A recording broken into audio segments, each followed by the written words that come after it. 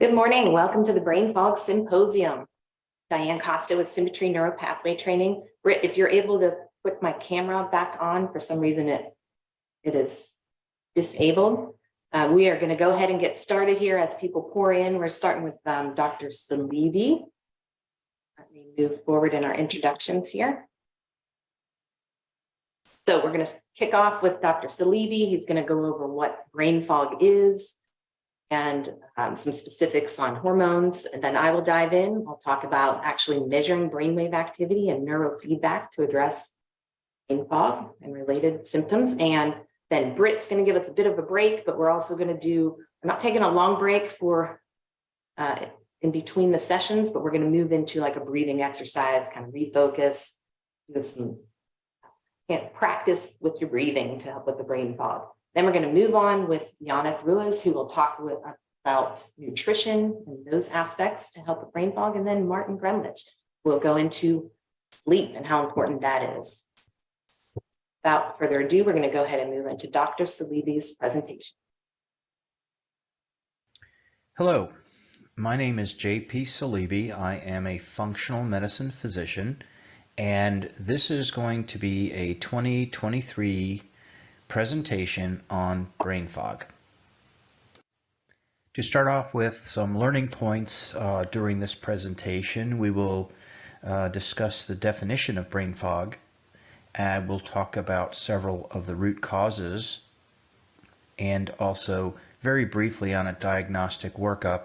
It's a little bit beyond the scope of this presentation to go into that in full detail.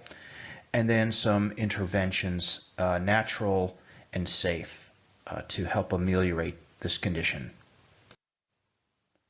These are my disclosures, and you can pause this presentation and review these if you wish. In addition to my financial disclosures, I also include on all my presentations since 2022 evidence-based medicine disclosures. Again, this is a little bit complicated and text-heavy slide, but if you so wish, you can review this. I will be placing evidence-based medicine peer-reviewed journal articles in the reference sections, usually at the bottom of each slide, but you are to take those with a grain of salt, as many of our medical journals and scientific journals have been corrupted in recent years. If you are interested in reviewing references to my evidence-based medicine disclosures, there are several links here. You can stop the presentation and review each of these URL links to essentially information and evidence of the corruption of our journals, medical and research journals. To start off with, let's define brain fog.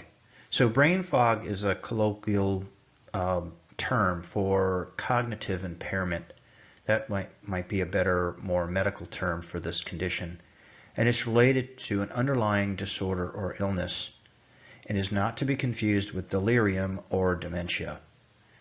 Brain fog is cognitive impairment that can cause difficulty in concentration, dizziness, confusion, giddiness, inability to recall everyday words, and even memory loss. Folks with this will typically word hunt and have difficulty forming sentences and, for instance, walk into a room and forget why they were there. One may feel confused and a little bit disorganized and disoriented and have a hard time focusing and putting thoughts into words. Here is a list of some of the causes, not comprehensive, but these are most of the typical causes of brain fog. And while they're outlined here, I'm going to go through each and every one of these in particular. So we have neuroinflammation, autoimmune disorders, food allergies, anxiety, depression, and stress, hormonal changes and imbalance, medications and chemotherapeutic drugs, sleep disturbance, chronic fatigue syndrome, concussion or traumatic brain injury, and infectious etiologies. Basically, almost all of the previous mentioned etiologies result in neuroinflammation. So if you had to focus on one particular principle of brain fog, you'd have to say it involves neuroinflammation. So neuroinflammation of the microglial cells, these are the sort of the cells in our brain that are responsible for protecting our brain. There's a disruption of this in their normal function, their normal central and peripheral nervous system function. Activation of the microglial cells. These are immune cells in the central nervous system. NF-kappa B regulates the expression of this process. Modulation of cytokines and chemokines result in inflammation and inflammatory chemicals. Mediators of these are PI3K, toll-like receptor 4, interleukin 6 and 10, nitric oxide, TGF-beta. And so there are many others that are listed here in the slide and the image given. So you have a resting microglial cell that is basically inert and not destructive.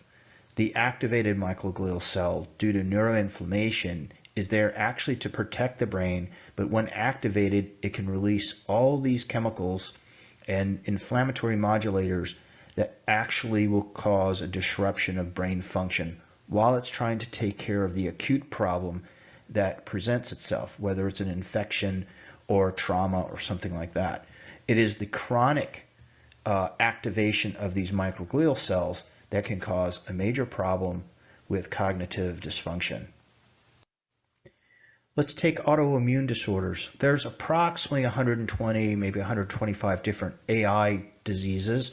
They keep adding more to this list every year. Everyone's pretty familiar with celiac disease. That's a autoimmune based on leaky gut due to gluten and some other things along with gluten, like glyphosate residues and things like that, that can cause this type of autoimmune. Hashimoto's is a autoimmune disease of the thyroid, along with Graves' disease. And you have multiple sclerosis, or MS, myasthenia gravis, type 1 diabetes, and lupus. And this is a very short list of autoimmune disorders which affect about almost 24 million Americans. Nearly 80% of those are women. Women typically are more sensitive to AI because the theory behind that is that it's a bit gender specific, because females typically have a heightened immune response and a more hyper immune system because they're the ones responsible for carrying a baby. So the added protection of that will actually hinder them in some regards with a hyperimmune state. One must also consider food and environmental allergies. Food allergies can actually cause pretty severe brain fog, and it can be tested using a food allergy test, usually IgE, immunoglobulin E, for a test for dietary inflammation. And food sensitivity, not necessarily an anaphylactic reaction, but food sensitivity such as non-celiac gluten sensitivity with IgG, immunoglobulin G testing. Dysbiosis, or a disruption of the normal microbiome of the gut, can affect it, as well as SIBO, SIBO, small intestinal bacterial overgrowth, which can include things like Candida albicans, which is kind of a yeast that can overgrowth. Environmental allergies such as pollen and things like that can be culprit, as well as heavy metals and what we refer to as forever chemicals. These are usually petrochemicals and other chemicals derived in the laboratory that have staying power. Some of them will not go away for thousands of years. They are polluting our planet in very major forms. Estrogen disruptors from plastics, for example, and BPA and all the bisphenols and phthalates are a big problem we face in our world today, and a problem that will not be cleaned up very quickly or very soon. So those are always affecting every human on the planet and can attribute to this increased degree of brain fog we're seeing globally. Things not to overlook that are a big factor are stress, both physical and psychiatric stress, which can lead to anxiety and depression, and oxidative stress, which is part of a kind of physical stress with a large oxidative load. Again, this can be due to stressors in our environment, heavy metals, chemicals, chemical exposures, that sort of thing. So neurological and psychiatric disorders such as depression, anxiety, bipolar disorder, schizophrenia, and major depressive disorder, or MDD. That's a misspelling there on the slide. It should be MDD. Also, hormonal changes and imbalances. So whether it's an autoimmune disorder that's causing a hormone imbalance or failure of certain hormone eluting organs, such as the thyroid, the pituitary, the gonadal hormones organs like ovaries and testes, or the adrenal glands.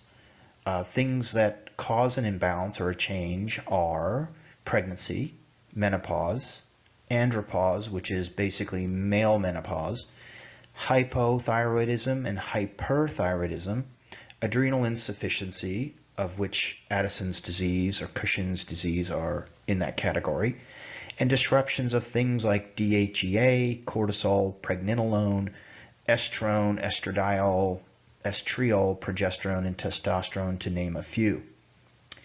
In the basal forebrain of the hippocampus, estradiol, or E2, has been demonstrated to be able to induce an ectropic effect fundamental for memory and executive functions. This is mostly in the female brain. Furthermore, estrogen mediate neurotransmitter interactions in the prefrontal cortex, which is relevant to executive function. Estrogens are also associated with an increase in dentate gyrus neurogenesis. So hormones are extremely important, and that's why when women go through menopause or men through andropause with a reduction in testosterone, you can see alterations in concentration and cognitive executive function. A big part of our problem today in modern mainstream medicine is polypharmacy. Many Americans, especially over the age of 50, are on a list of multiple meds, usually 3 or more, and they can all play a part in brain fog.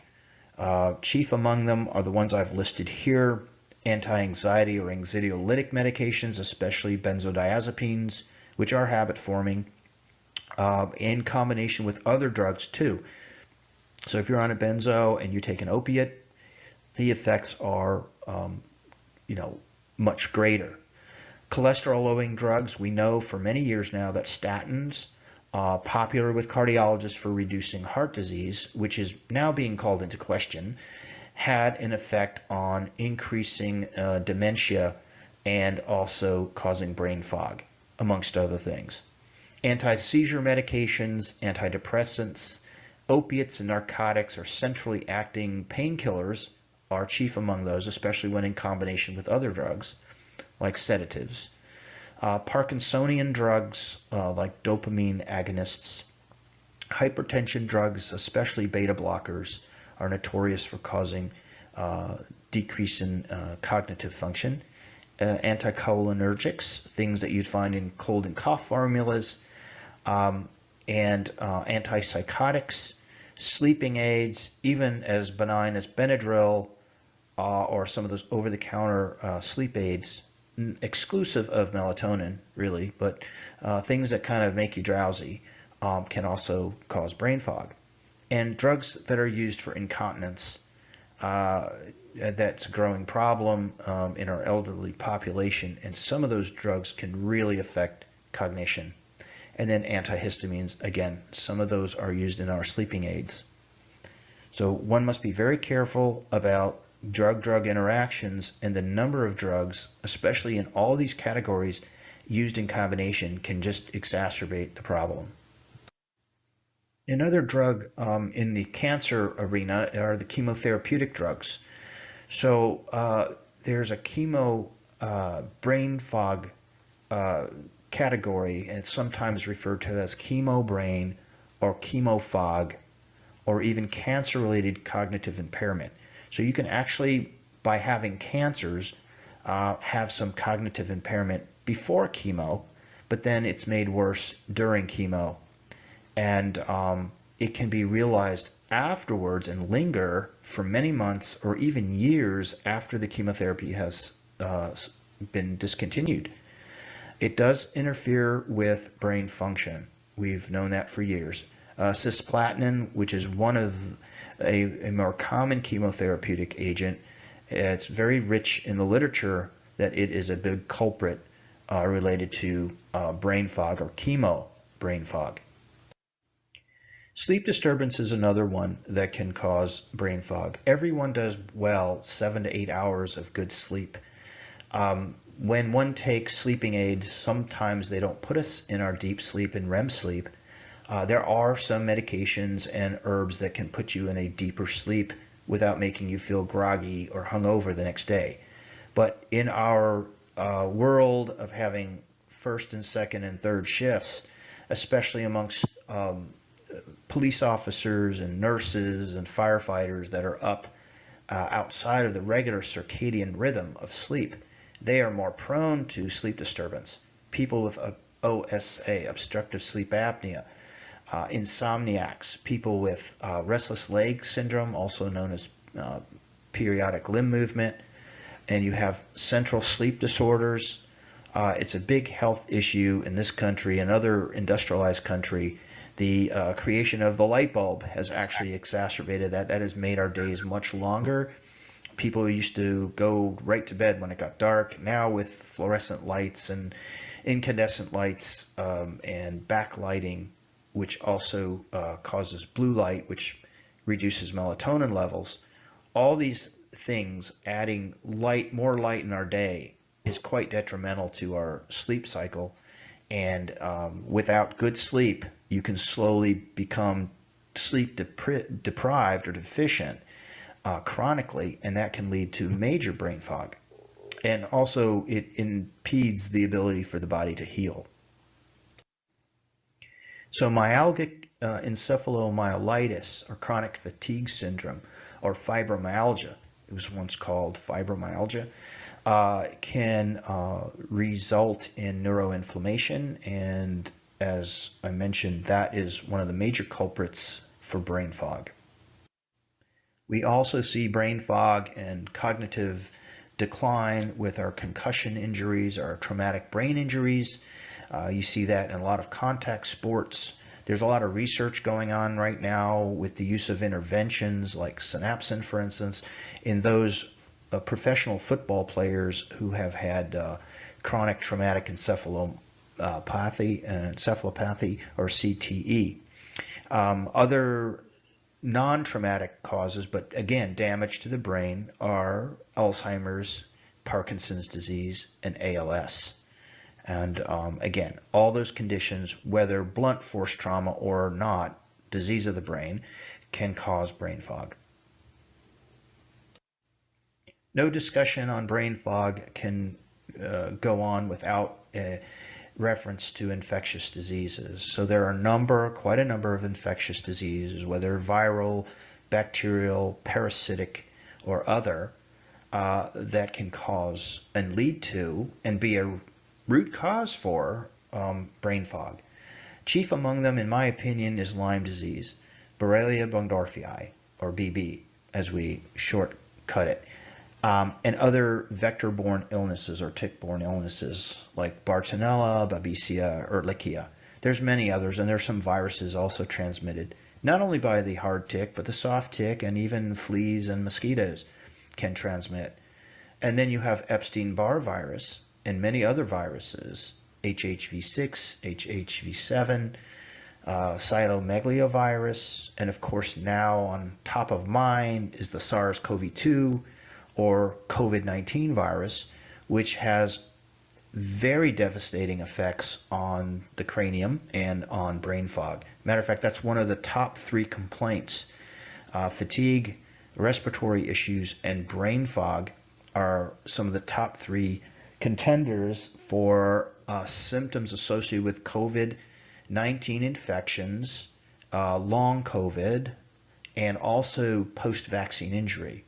And those that have been vaccinated and obtained COVID infections once or multiple times, actually, it seems like each inoculation we get with the mRNA vaccine and or infections with the coronavirus of its different variants seems to exacerbate or accentuate the condition. Toxoplasmosis gondii, which is sometimes obtained from poorly cooked foods or from cats, it's usually found in cat feces, can actually infect the brain and actually change the behavior of the brain. So can other infectious organisms too, fungal or mycotoxin illness, things like histoplasmosis or candida, and there are many others, too many to mention here. But you have to have, as part of your workup, a good infectious disease screening to make sure you pick up these underlying causes.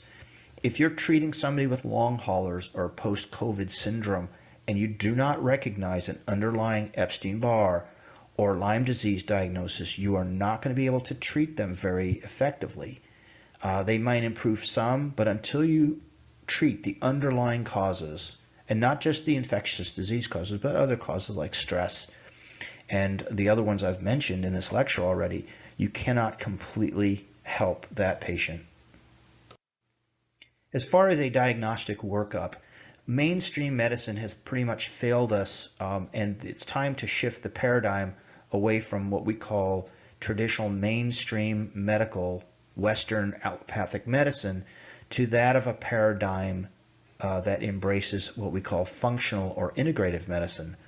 It's a different paradigm. It uses different tests and a different philosophy on how to help patients.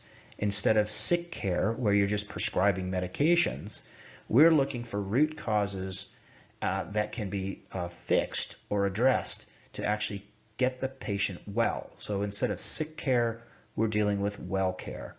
So following the paradigm of functional medicine as part of the workup for root cause and understanding the underlying causes of brain fog. It's too much really to go over here. There's not enough time in this presentation to go over all the aspects of it. But if you find a good functional medicine clinician to help you in that journey, you'll come out way ahead and great return on those investments. Okay? So you need to formulate a differential diagnosis. That's what DDX means. And in doing that, you have to take a good long history and physical exam and select functional medicine testing, but not over-test. Therapies can include stimulants and antidepressants. That's mostly in the realm of pharma or pharmaceuticals. There are some natural ones as well, but that's sort of the realm of mainstream medicine. Is if you're kind of dopey and have brain fog, they'll give you a stimulant, whether it's Adderall or Vyvanse. And then you get hooked on those chemicals. They don't really solve the problem. They're sort of a small little Band-Aid over a gaping wound. They're not addressing the underlying cause. They're just helping with symptoms. And so you progress the rest of your life chronically using these drugs, which can cause dependence and also tolerance. So the dosages of that have to be escalated for their effectiveness. That's not the right path to take, in my opinion. And there are so many on these drugs for this reason. A lot of the college students, approximately 80% of college students, are on Adderall or other stimulants like Vyvanse just to get through their studies. That's abhorrent. That's just as bad as the opioid crisis. And you'll see in the future that that'll have to be addressed, and it'll be a very big ordeal to get patients off of these drugs, these stimulant drugs, because they're very difficult to wean folks off of. Exercise prescriptions, or EXRX, is another thing that can help with brain fog. So good exercise, even if it's just 5 to 10 minutes a day, can actually help. And then we talk about rest and sleep. So sleep, making sure you have a good sleep cycle and adequate amounts of sleep and REM sleep and deep sleep. And then you have to rest your body. It's okay to daydream a little bit. It's okay to just sit outside in the sun, let the sun hit your face, and just close your eyes and daydream for a bit. You don't have to have your face buried in an electronic device like a cell phone or a smartphone. And of course, one thing I didn't really mention is EMF, electromagnetic fields, or EMR, electromagnetic radiation, from these devices, from routers and Wi-Fi. It's constantly bombarding our brains, and especially in our very youthful folks, our teenagers and our children. This can have detrimental effects and lead to brain fog and poor brain development. So those are other things. So we've kind of gotten away from, sitting outside at night looking at the stars. We're always constantly in front of some kind of computer screen or being bombarded by, 5G or 4G towers and antenna, which are just not good for our brains. And you can also exercise your brain by doing puzzles, Sudoku, crossword puzzles, picture puzzles, playing an instrument, pick up a new instrument, try to learn a new instrument, you're kind of training your brain, learn another language, or pick up a hobby. And then there's human interaction, socialization, which during the pandemic lockdown with social distancing, that was a terrible thing for especially our older population, which contributes to brain fog. And photobiomodulation, or PBM, that's getting out in full spectrum light and allowing that to heal our bodies. And other ways of supporting the mitochondria. The mitochondria is the powerhouse of the cell. And if we have a good functional mitochondria, we're going to have a good functional cell. And that goes all upstream to making us a good, healthy person. So mitochondrial support is some of the therapies that we prescribe when we have folks with brain fog, because at a cellular level, that's where we can find some disruption. So here I've listed quite a number of natural agents that can be used to help with brain fog. It's not an exhaustive list. That would be for 3 more slides, but some of the basics like vitamin D, we advocate vitamin D3, in particular omega-3 fatty acids, which are usually from fish oil. They have to be pharmaceutical grade fish oil. And then you have different forms of magnesium. I give a great lecture on the different forms of magnesium. Magnesium L-threonate is one. It's called Neuromag. That can cross the blood-brain barrier. That's one of several forms of magnesium that is helpful. Vitamin C, B complex, especially your methyl donors like folate, vitamin B6, and vitamin B12, like methyl B12. And L-threonine, or EGCG, is also another form of an amino acid, usually derived from tea, that can be helpful. Vitamins A and E, and as I mentioned before, D and K, those are the 4 fat-soluble vitamins are important. And then you have all kinds of elements, including zinc, selenium, and copper, but there are many others like molybdenum and some others that make up the necessary cofactors for proper cell function. Lecithin, phosphatidylserine, phosphatidylcholine, DMAE, and then herbals like gotu kola, which is an adaptogen herb.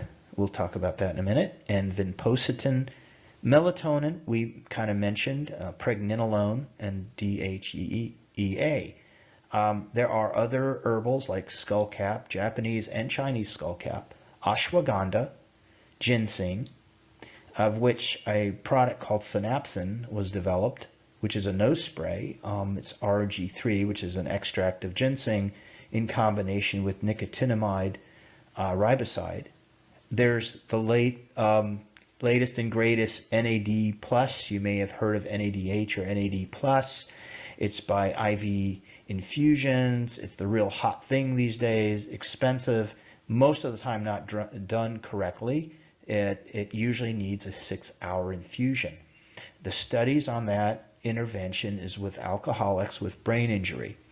What they're offering in some of these drip centers are a kind of quickie fix with a short delivery of this, and it's probably not that effective. There are other ways to deliver it through the skin using patches with electrical currents that drive this ingredient into the body. It's not very well taken orally. And gamma aminobutyric acid, which is a neurotransmitter, sometimes that's helpful. Ginkgo biloba, bacopa, choline, a whole host of adaptogenic herbs, and there's about 25 of them. Huperzine A, lithium orotate. So lithium, we're not talking about the high doses of lithium given to folks with bipolar disorder. We're talking very minuscule amounts, 1 milligram, 5, or even 10 milligrams per day. And then there's a whole slew of healing peptides. Cmax and C-Lank are two in particular that can be taken sublingually, by injection, or even by nasal spray. And those can actually take the place of some of the stimulants I mentioned, like Adderall or Vyvanse. And then there's oxytocin, delivered again sublingually or by nasal spray. That is a pituitary hormone. We just need more of it sometimes. Some people refer to it as the cuddle hormone. Most women will probably recognize it as Pitocin, which is the synthetic version, which is used to help with delivery of babies and also for milk letdown. But oxytocin might be very helpful for some folks with brain fog. And then there's BHRT, the type of hormone replacement therapy that's bioidentical. It's important for the term bioidentical to be there, since synthetic versions of HRT are usually not good for you. And then, of course, lifestyle modification should never be ignored. Those should be principally the first things you do. Again, I mentioned exercise, eating healthy, rest and relaxation, meditation, remembering the mind, body, spirit connection, and then photobiomodulation. And then, there are some brain retraining because of the neuroplasticity of the brain. There are some reconditioning software or practices that you can do. And then, of course, socialization. We cannot forget that we are social animals, and that if you take away our ability to interact with other people, you will have a decrease in cognitive function. I would like to thank you all for tuning in on this presentation. And if you have any questions or wish to contact me in my clinical practice and see us at our two centers in South Carolina, and one near Myrtle Beach and one in Charleston. And we also have a very wide virtual presence in North Carolina and in the 50 states through a special licensing agreement. You can reach us at dr.salibi@Carolina Holistic Medicine if you have particular questions about this presentation directed to me, or you can seek us at salibi.net or carolinaholisticmedicine.com. And we have a separate entity, priority-health.us, for providers interested in our Priority Health Academy education modules, and also helping folks set up practices in functional medicine throughout the country. So again, I thank you much, and if you have any questions, please send them to my email listed here. All right. Excellent. Thank you, Dr. Salibi. We are going to be holding questions until the end. So we're hoping that Dr. Salibi will be able to be on the end of the program so you can ask direct questions. And right now we'll go ahead and move on. Pull out some slides, introduce myself next. I'm going to talk about that neuroplasticity part of it that Dr. Salibi referred to briefly. And basically, briefly, my story was I found this, I'm a mom on a mission. And I had a very impulsive son. Let me share my slides here again. Second. He was just impulsive off the charts. And no matter what program, what school I put him in, I'd get this call. We really love him, but he's not following the program. We need to come and get him. So hopefully you're seeing my slides at this point. And I tried all different traditional sick care type things to find answers for him, and kept thinking, I'm just not doing enough for him. Got to put him in an environment. I was a single parent, 2 boys, total opposites. They wreaked havoc in my house, refused to do what I was asking them to do.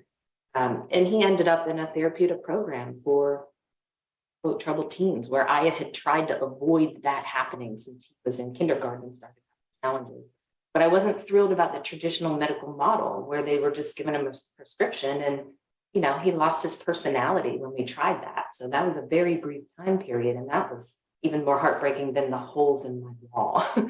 So I continued to seek places that would work for him. He ended up in that therapeutic program, and I got that same call that I get many, many times. Love him, but he's not following the program. What are we going to do?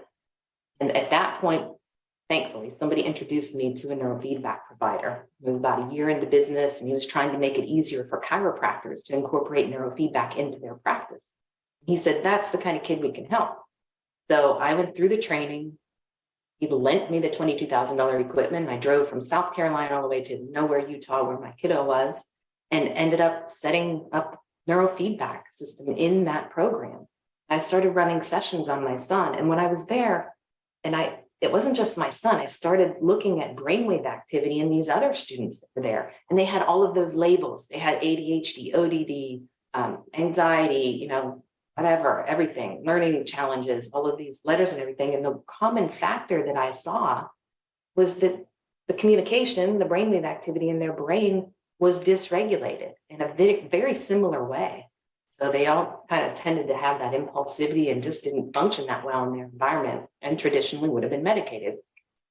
I saw amazing results as I started running these neurofeedback sessions on my son. He gradually started to actually participate into the program. He started to sleep better. He was more clear and more focused. He got that spark back in his eyes, and it saved his life. When I saw that, after all that we went through, all of the trauma, I was struggling with autoimmune diseases, brain fog, everything else going through that made it even more challenging. And I've also seen great benefits of that. So that's our mission. That is why I do what I do. We're going to get into what is this feedback. Some of you may know. But we really believe that if we can start to better regulate brains individually in the families, we can change a lot of lives and save them. We could have, had I known these things back then, obviously, we would have saved a lot of trauma and dynamics within my family that wreaked havoc over time. I already told all of this, so I'm going to skip on through it. But basically, my son now, he really is one of the most disciplined people I know. Right. So he went from getting kicked out of every different program. I thought he was going to either accidentally kill himself or be locked up in jail. And now he's one of the most disciplined people I know. So it's really important to learn about this. We already went over, Dr. Salibi covered it very well. What is brain fog? So in my section here, we're going to look at those brainwave patterns and what it looks like and why. Why would our brainwave patterns get dysregulated? A lot of it's similar to what Dr. Salibi just talked about already. Illnesses, stress, TBI, trauma, things that we put into our body, poor nutrition, lack of sleep, all of that contributes to changes in how the brain is communicating and physical patterns in the brain. He mentioned neuroplasticity. That happens in the brain every time we learn. And so we can actually measure and see different patterns in the brain that relate to brain fog. This is one example where somebody has just too much of the mid-range brainwave activity going off at a time, like just way too much alpha brainwave activity and not enough of some of the other ones that give you that clear focus. So we're actually able to measure these things. In this example, somebody had a series of 20 neurofeedback sessions. In that lower line, you can see the circles that are highlighted in green were changes towards the norm. So we were able to teach the brain to change these patterns and to lift some of create some more clarity. So in the general model for everyone, we're looking at psychological, social, spiritual, and this is part of the biological, really measuring something in the system and in the body to see what is happening with an individual and to get to that root cause and help them. So what happens in the brain is we have basic needs, right?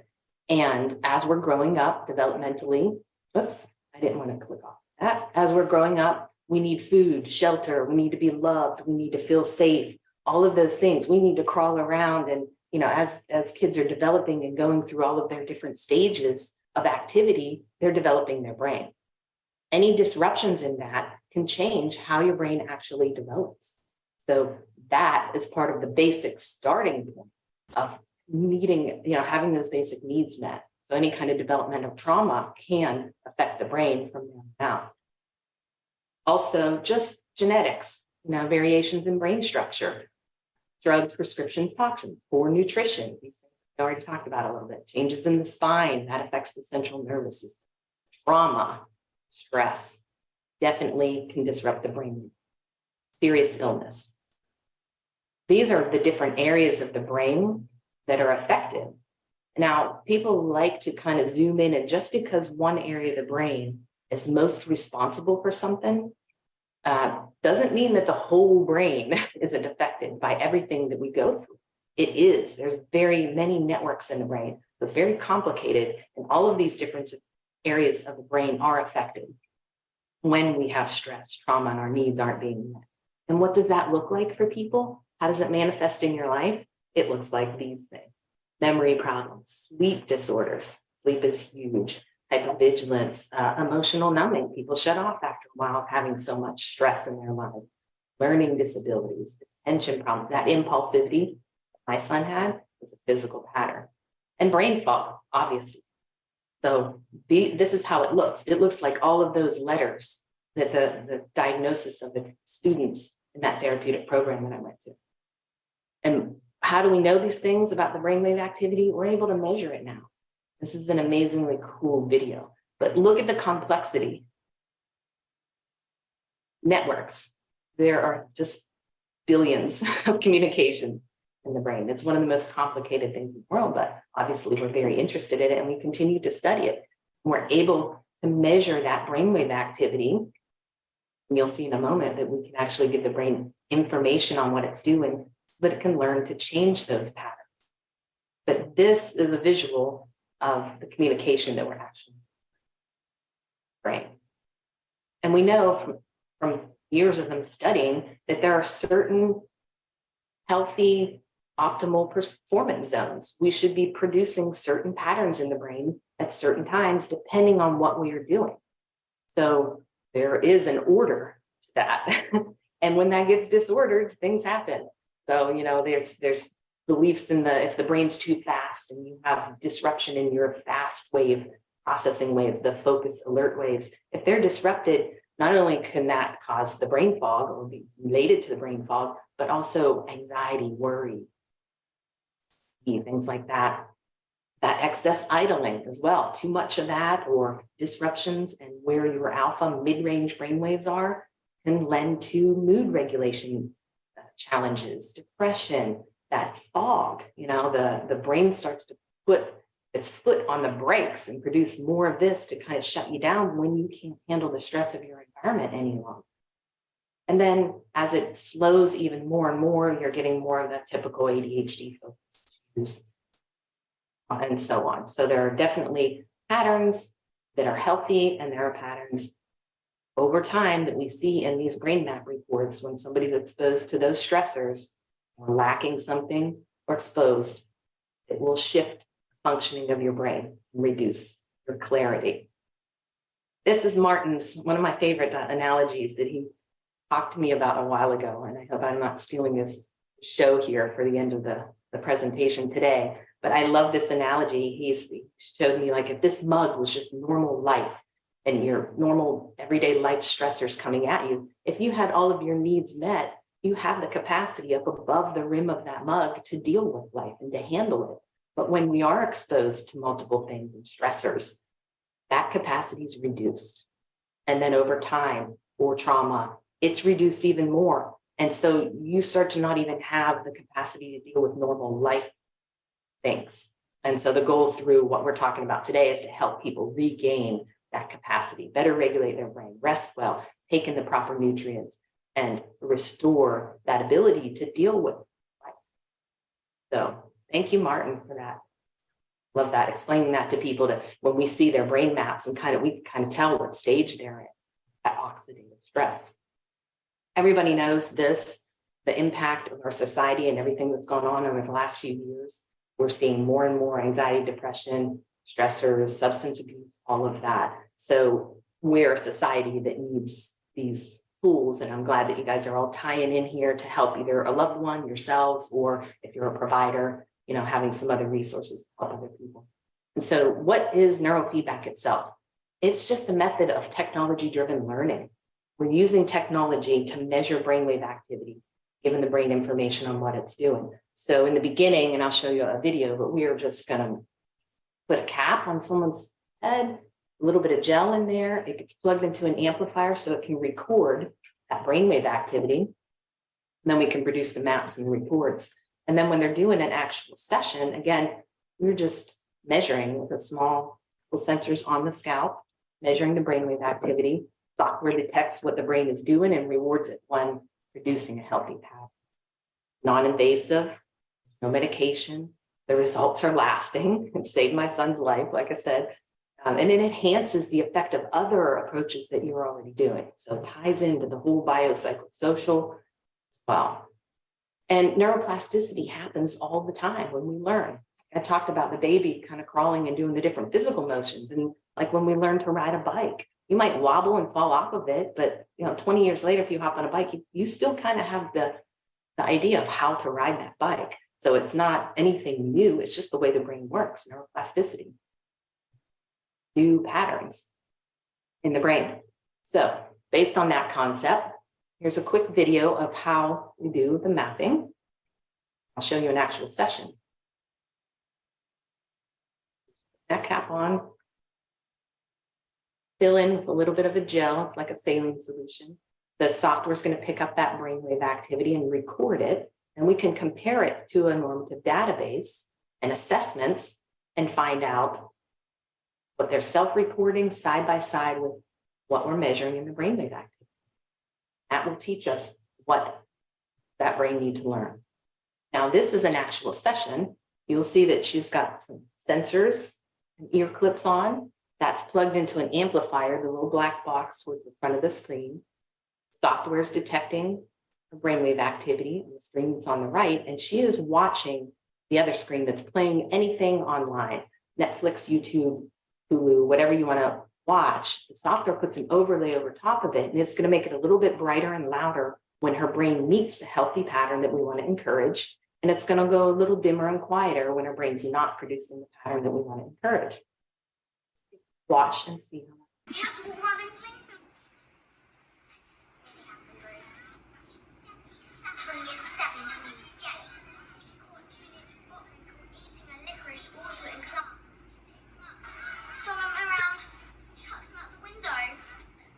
See that fading on that monitor on the left?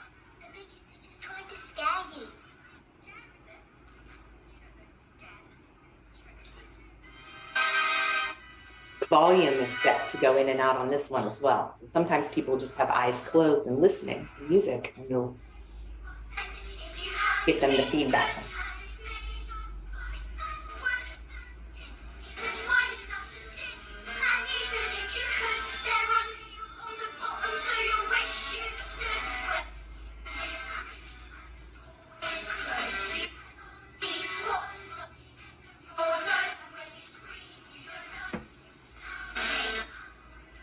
So that's really all the brain needs, is a little bit of information on what it's doing. And the brain can learn those new patterns. It's relaxing, it's fun. Most of the kids, it became the favorite element of the program when my son was too, because they could come in there and watch movies and they were still accomplishing something. They didn't have to talk about it or try. And this is not new. Neurofeedback was founded over 50 years ago. There's plenty of research out there. You can Google neurofeedback for whatever you're you're interested in because people have tried it on a lot of things because it's non-invasive. There are other forms of neurofeedback out there, though, that do use a low-level current or magnetic stim. So do your research if you're looking into it for yourself or interested in providing it. Talk to somebody and about the versions that we do and that we help people provide is the non-invasive, strictly learning using technology. These are a lot of the disorders that you'll find the research out there on. Instead of just medicating, like normally, and you look at all of those different disorders and challenges that people have, and you wonder, how can one thing help so much? Feedback, and the brain is the common factor in dysregulation. Like I said, when I went and looked at the students and some of the staff in the program where my son was, it came down to that physical pattern in their brain. So normally we're trying to medicate that. The society generally will write the script, as Dr. Salibi talked about again. This looks deeper than that. And we have a lot of people that come to us with medications. They're heavily medicated. And sometimes they're able to reduce those. And we still see the underlying patterns in the brainwave that they're dealing with, that they had hoped that that medication would solve. So that's why it can be used for a lot of different things. And peak performers, that Olympic teams, Olympic athletes. It was founded back in the 60s. Barry Sturman was doing a study with cats, sleep research, and he discovered a new brainwave that he was observing in the cats when they were still and alert and focused and about ready to pounce on something. And it was super cool that he found this new brainwave, and he decided to see he could teach those cats to produce more of that brainwave by rewarding them with a little bit of milk and broth. They were measuring their brainwave activity, gave them a little bit of milk and broth every time they produced more of a specific brainwave. And he was able to train them to do that, and then other animals. And then he was accidentally brought some of those, not accidentally, he was commissioned to work with NASA to see why the astronauts were developing seizures when they were exposed to hydrazine rocket fuel. And so the cats came into that study, and 10 of them out of the 40 or so that were exposed to the hydrazine rocket fuel did not develop seizures. And the 10 that were resistant to the seizures were from that prior study. So they were inadvertently put in there. And he discovered that when they were able to strengthen that particular brainwave activity and build those new neural pathways, they were more resistant to a toxin. That was huge. They moved on and studied, and it was published in the Journal of Epilepsy because they also tested and it reduced seizures as well. So that's where it started way back when in the 60s. So thank goodness for the kitties. And here are some of the other key studies. As you see here, epilepsy back in 73, they did the studies on that and were able to reduce grand mal seizures. Then it went on to ADHD, primarily because they realized the epileptics were calm and more alert and focused when they were doing neurofeedback and able to increase that brainwave like the cats did. Then it moved on, learning disorders, sleep disorders, brain injury, Lyme, mood disorder, and brain fog now, for sure. We have tons of people with anxiety coming to us to try to correct and help those patterns in the brain that are associated with anxiety. All right, so moving on, there's some other studies here for focus, attention issues. And again, neurofeedback is just based on the principle there is a normal pattern of brainwave activity. And when the brain gets disrupted, stuff happens. So some people wonder, why isn't this mainstream? Like I wondered, why didn't somebody tell me about this for the 8 years that I was putting my kid in all these different programs and everything? And there are different reasons. It's not necessarily supported by big pharma. There aren't the huge studies. It started in the research labs and it was expensive and limited. And, then it moved into some clinics and people were doing a little bit of trial and error, testing on themselves. And, it was a little bit hard to find the training. Maybe some groups of people were getting together and sharing what they were learning, but it wasn't so simple to really get into that network and learn. Software and hardware was difficult because it was originally a lot of it made by engineers, not user-friendly for clinicians. And it tended to be pretty expensive and time consuming. And that has totally changed. I mean, we have a company here that we can help you provide neurofeedback to anyone around the world. We have remote systems that we can send and supervise and log in. And actually, with the pandemic and everything, that is maybe one advantage because people are more accustomed to Zoom and doing help and connecting with people in a different way. So anymore, you do not have to be a neuro guru. We can help you. We can partner with you. There are online courses, there's virtual training. The software is simplified and automated so that it's made for the majority now, our software. It's not just for those neuro gurus in the labs anymore. So it's streamlined, simple, small, and cloud-based. For this, I have a great stellar team here that can support you. And there are other providers out there as well. Affordable and quick options. So that is, that's what neurofeedback is. And I've seen Dr. Daniel Amen, he does SPECT scans, really fancy pictures of the brain. And this is a quote from him that just cracks me up, and it's very true. So the radical idea is, why don't psychologists and psychiatrists measure anything in the human body? Because the other people in the medical field that diagnose things tend to do that. Cardiologists looks at the heart, neurologists look, orthopedics look, all other specialists look. Interest guess. And his radical idea is, hey, why don't we measure brainwave activity and structure and take a look at that? And so he believes, and I do too, it would save money in the end. That was his quote that I saw him at. And now, just a reminder, questions and answers, go ahead and type them in the box, but we're going to try to address all of them at the end. And we now have our beautiful Britt coming up here. She is going to go through some breathing and mindfulness with you. We do have a special offer if you're interested in, good until February 11th for attendees here, $100 off a QEEG brain map, or if you decide to become a provider and work with us, it's $1,000 off of training.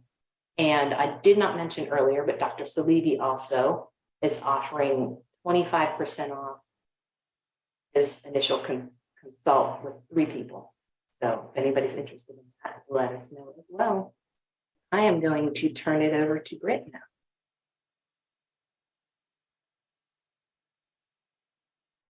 Okay, I'm going to try to start my video, but it looks like it has stopped. Diane, if you could switch that over. Okay, find you.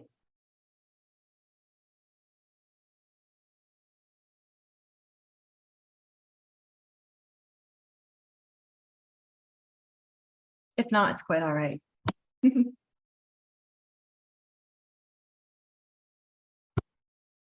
That's all right. We'll just move right along. So, Nope, I think I got it over to you. okay, let's see. Just took me a second.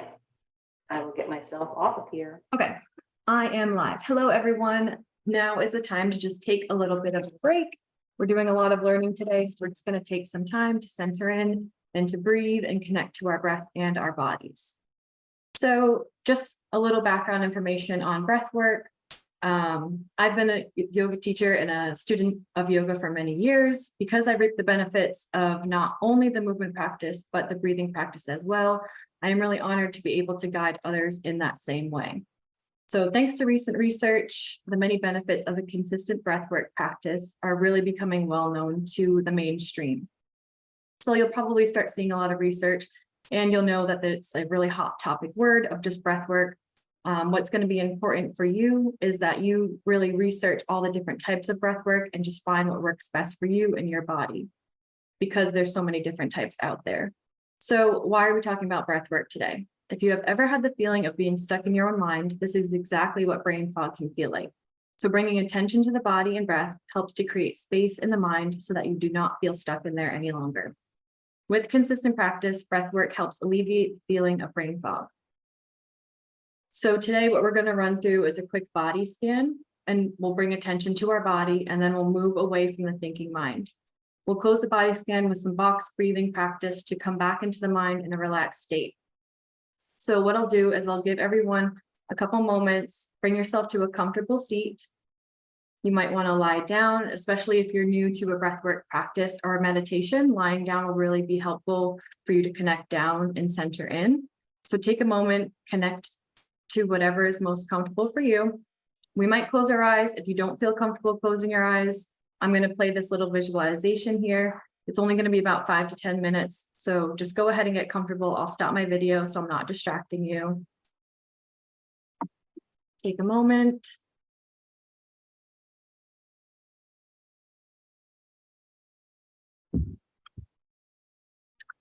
And just a quick explanation of the box breathing. So for box breathing, you're going to be inhaling for 4 seconds, holding that breath for 4 seconds, exhaling for 4 seconds, holding that for 4 seconds. So what you can do is you can imagine traveling alongside the edges of a box as you breathe. It may take a couple times to get into the flow. So just be gentle with yourself and ease into it as it works for you. So hopefully everyone has found their comfortable seat. Take a moment to relax. You may close your eyes if that's comfortable for you and that feels safe. Feel the breath in your body. Take one big deep breath in, all the way through your nose. And let your mouth open, exhale it all out. We'll do that twice more. Big deep inhale all the way through your nose. And exhale, open your mouth, let it go. You may feel your shoulders relax down. One more time. Full deep breath, filling your lungs to their capacity, in through the nose. And exhale through the mouth, let it go. Allow yourself to melt down into your seat.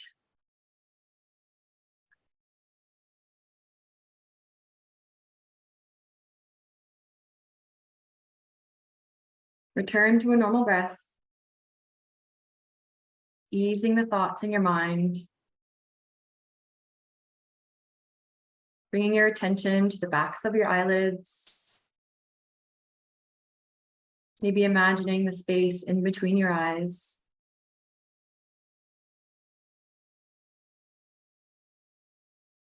Allow your exhale to relax your face and jaw. Bring your attention to the crown of your head. Feel the fascia that surrounds your skull. And allow your exhale to relax down through your entire head.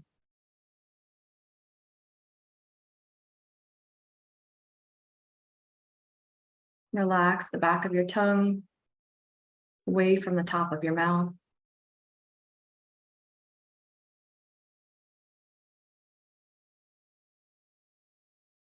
And start scanning through your neck, your shoulders, feeling any tension that is stored there. Allow that exhale to release it down.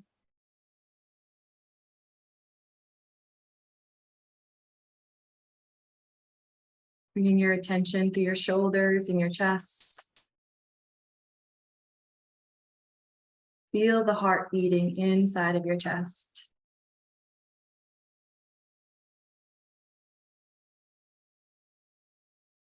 Feel your shoulders surrounding your heart. Allow your exhale to relax it down.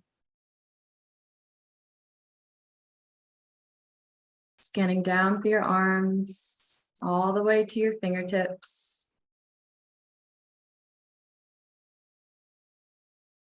Letting your fingers just lay by your side or on your lap. And allowing all the muscles to relax.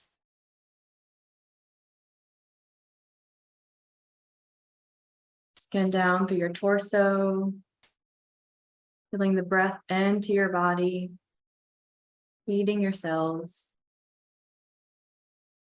And exhale, relax it down. Scanning through your pelvis, into your legs, through your knees, all the way down to the tips of your toes. If you're in a chair, your feet may be placed on the ground. Feel yourself, feel the earth pulling you down and coming back up to support you all at the same time.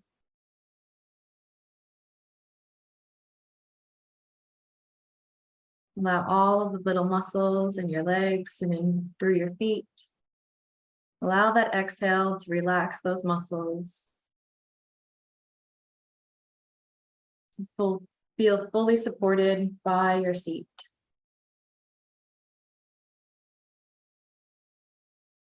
We're going to move into the box breathing. So first, take a deep breath all the way in. And exhale all of the air out. And then inhale slowly for 1, 2, 3, 4. Hold for 2, 3, 4. Exhale 2, 3, 4. Hold 2, 3, 4. Inhale 2, 3, 4. Hold 2, 3, 4. Exhale 2, 3, 4. Hold 2, 3, 4. Inhale 2, 3, 4. Hold 2, 3, 4. Exhale 2, 3, 4. Hold 2, 3, 4. Continue on with that count. Counting to yourself. You'll be here for just another minute. If you lose count, it's okay. Just bring yourself back to those numbers.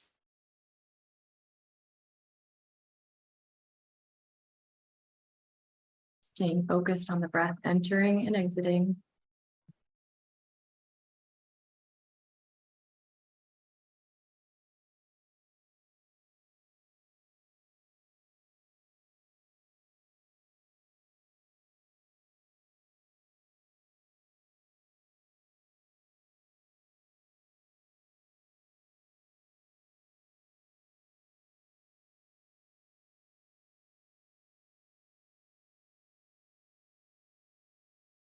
Returning back to your normal breath. Feel your body as a whole. Bringing your attention back to the room around you. Feeling the clothes on your skin or the temperature of the space. Bringing a wiggle to your fingers and your toes. And when you feel ready, there is no rush. You may begin to flutter open your eyes. Take a deep breath and exhale out of the mouth.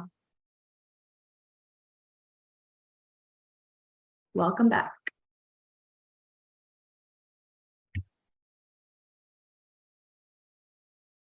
Hope you're feeling relaxed and connected to your body.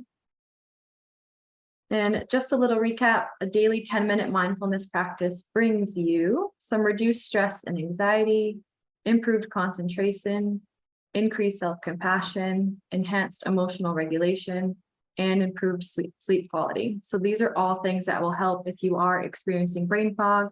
You can return back to this recording if you ever need to follow this mindfulness practice. It will be there for you. And now we'll move on to Yannick, so I'll stop sharing my screen.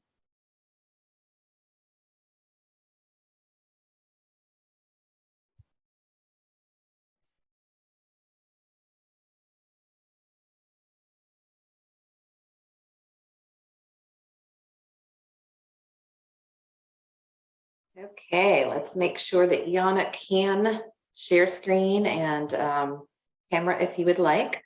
Are you here with us, Yannick? Yes, I'm here. Okay, welcome.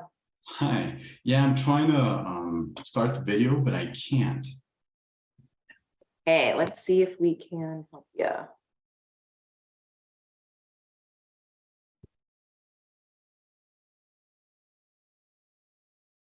I'm not seeing the option. Britt, are you seeing an option to allow him to? I'm use not, his but I can probably make him host now and that. Yeah, just make him host and then we'll pass it to Martin at the end. So Q&A. There we go. Awesome. Hi, Janet. Hey, Diane. Okay, well, thank you very much. I'm going to be talking about the nutritional part, the side of how to clear brain fog. So I hope you'll all enjoy it. And let me start sharing my screen. I'm just going to turn off the video so you don't have any distraction by my image.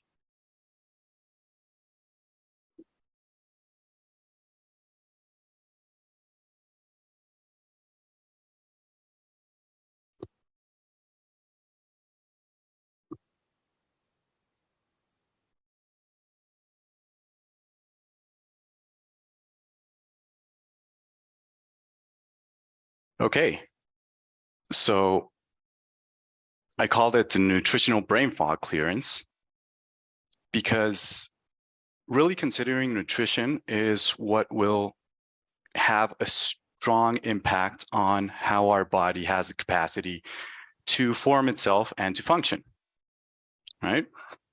So I'll give you a little bit of my background. I'm an advisor in nutrition, metabolics, which is all the transformation that comes in all these different types of nutrients, minerals, vitamins, and food factors in food. And I usually work in combination or independent with other practitioners, which are in the field of neurofeedback or any other type of field, counseling, therapies, and well, there are just several. So I call it invisible starvation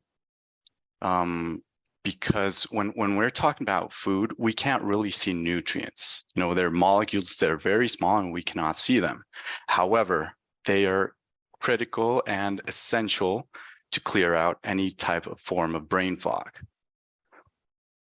So most people, if not everyone, has at least one type of deficiency, either if it's a mineral deficiency or if it's a vitamin deficiency. It's impossible to not really talk about these, well, they're called nutrients, right? So nutritionists usually focus on caloric balance, but that's really not useful when it comes to functioning. So the less the brain function, the more the brain fog. It's quite simple, really. So thinking, feeling, focusing, paying attention, learning, your motor skills, everything is impacted. But the thing is, if we can't see the target, what we need for our body to function, then it becomes really hard. So you can just see people searching for superfoods and all these types of different recommendations, and they'll find it dual, right? Some people say this is good, some people say this is bad, the same thing. So people become very confused.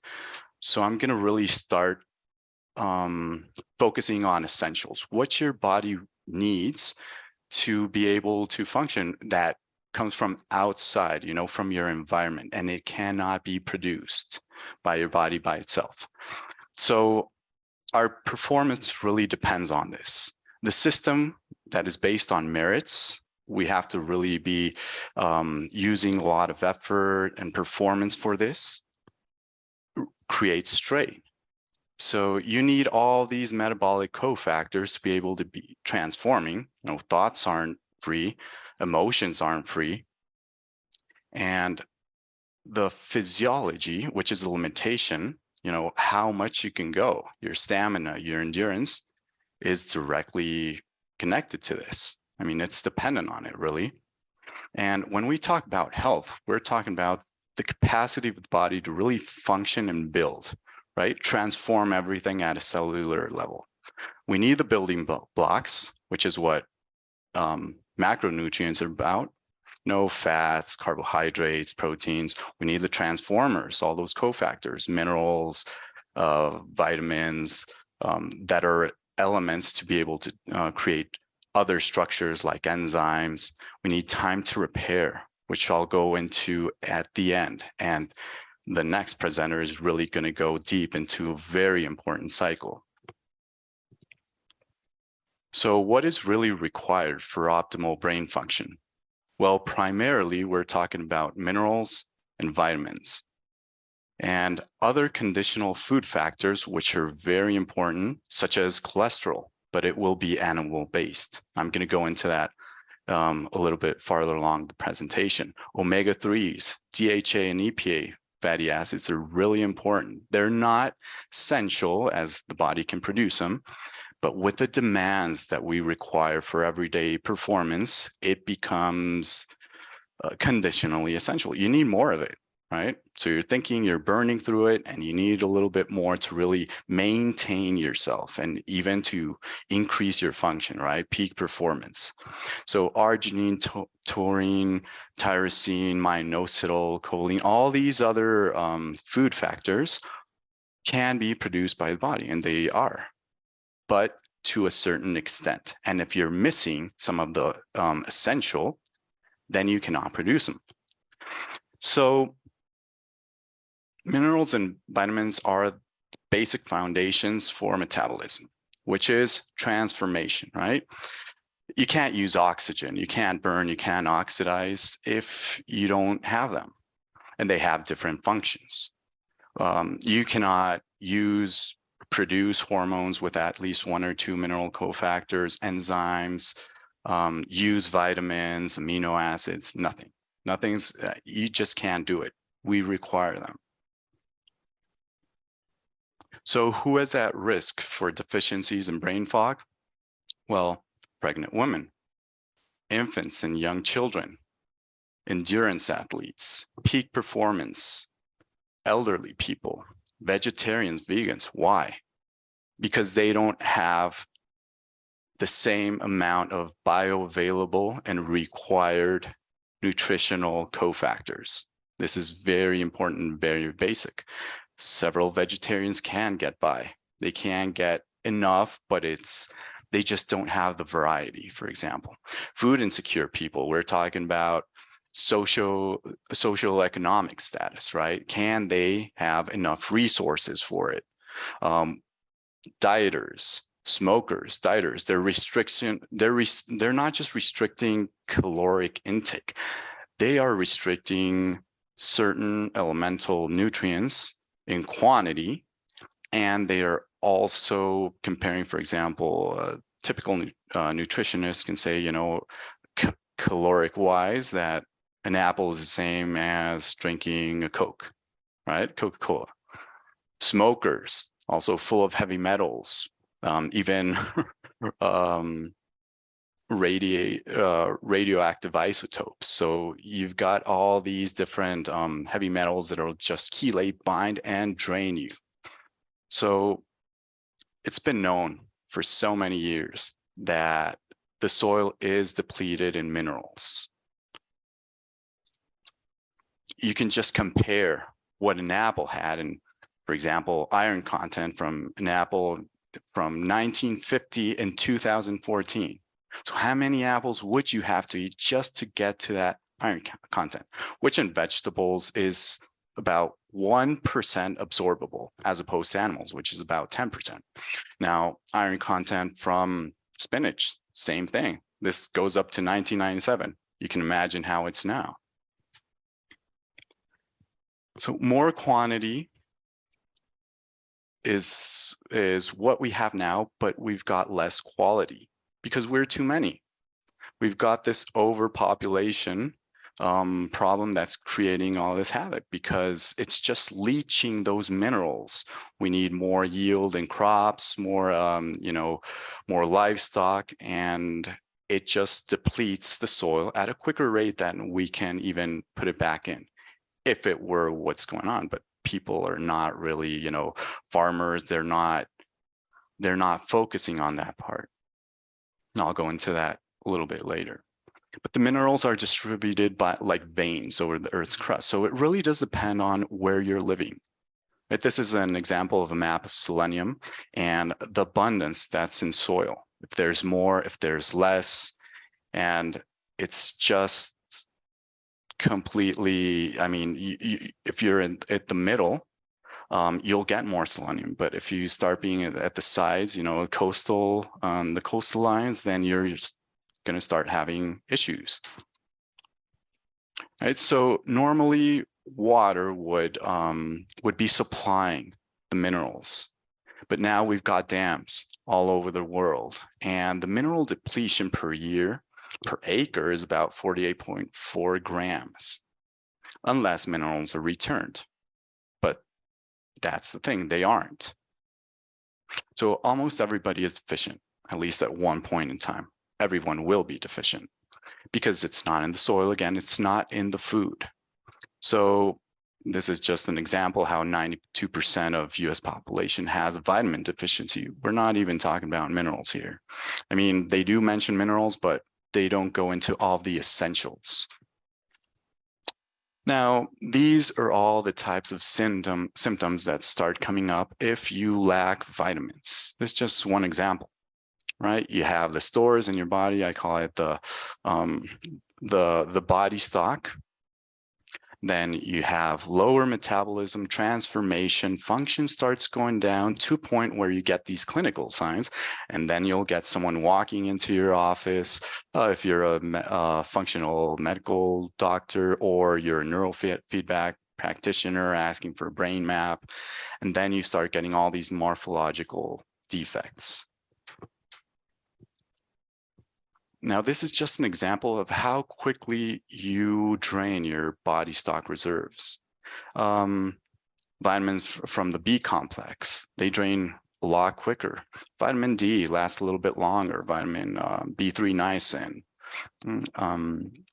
so pyridoxine, these last a little bit more. But you can just see how your reserves start depleting. You can see how, for example, vegans have an issue after a few years because they start becoming depleted, and not because they're ingesting a tablet or any form of vitamin B12 means that they are absorbing it.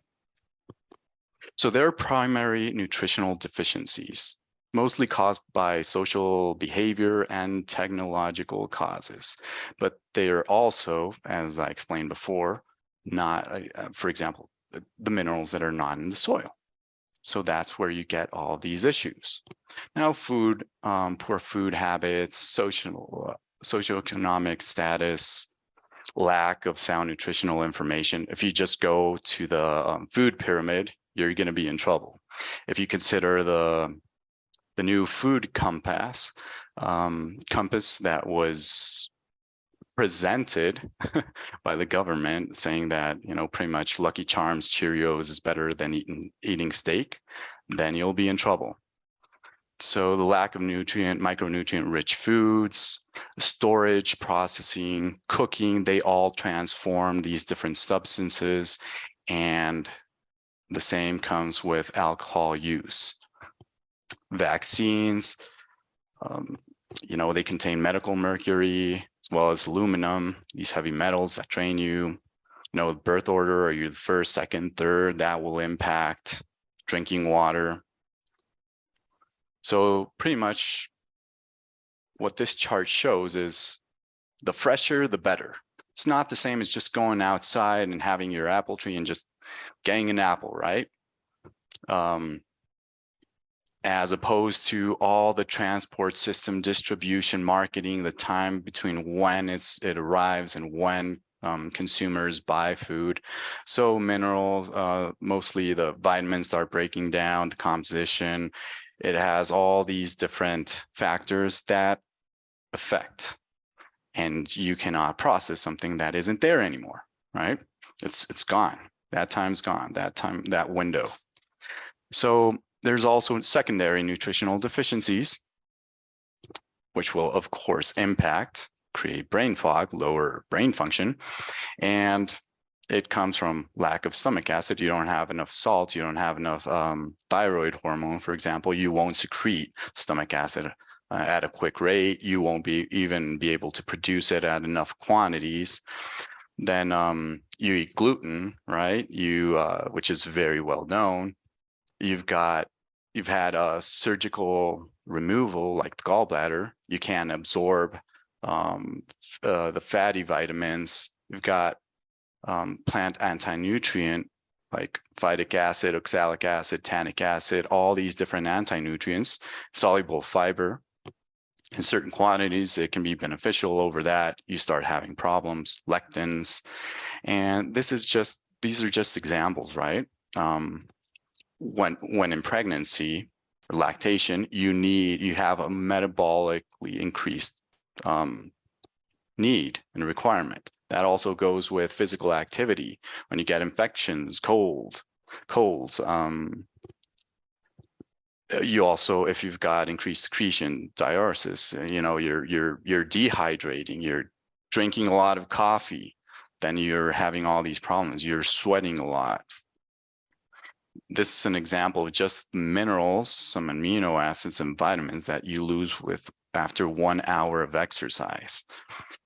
This is also below that. You've got an example of how the intestinal villi are destroyed or affected by different types of food, dysbiosis, which is the difference in population of your gut microbiota, which are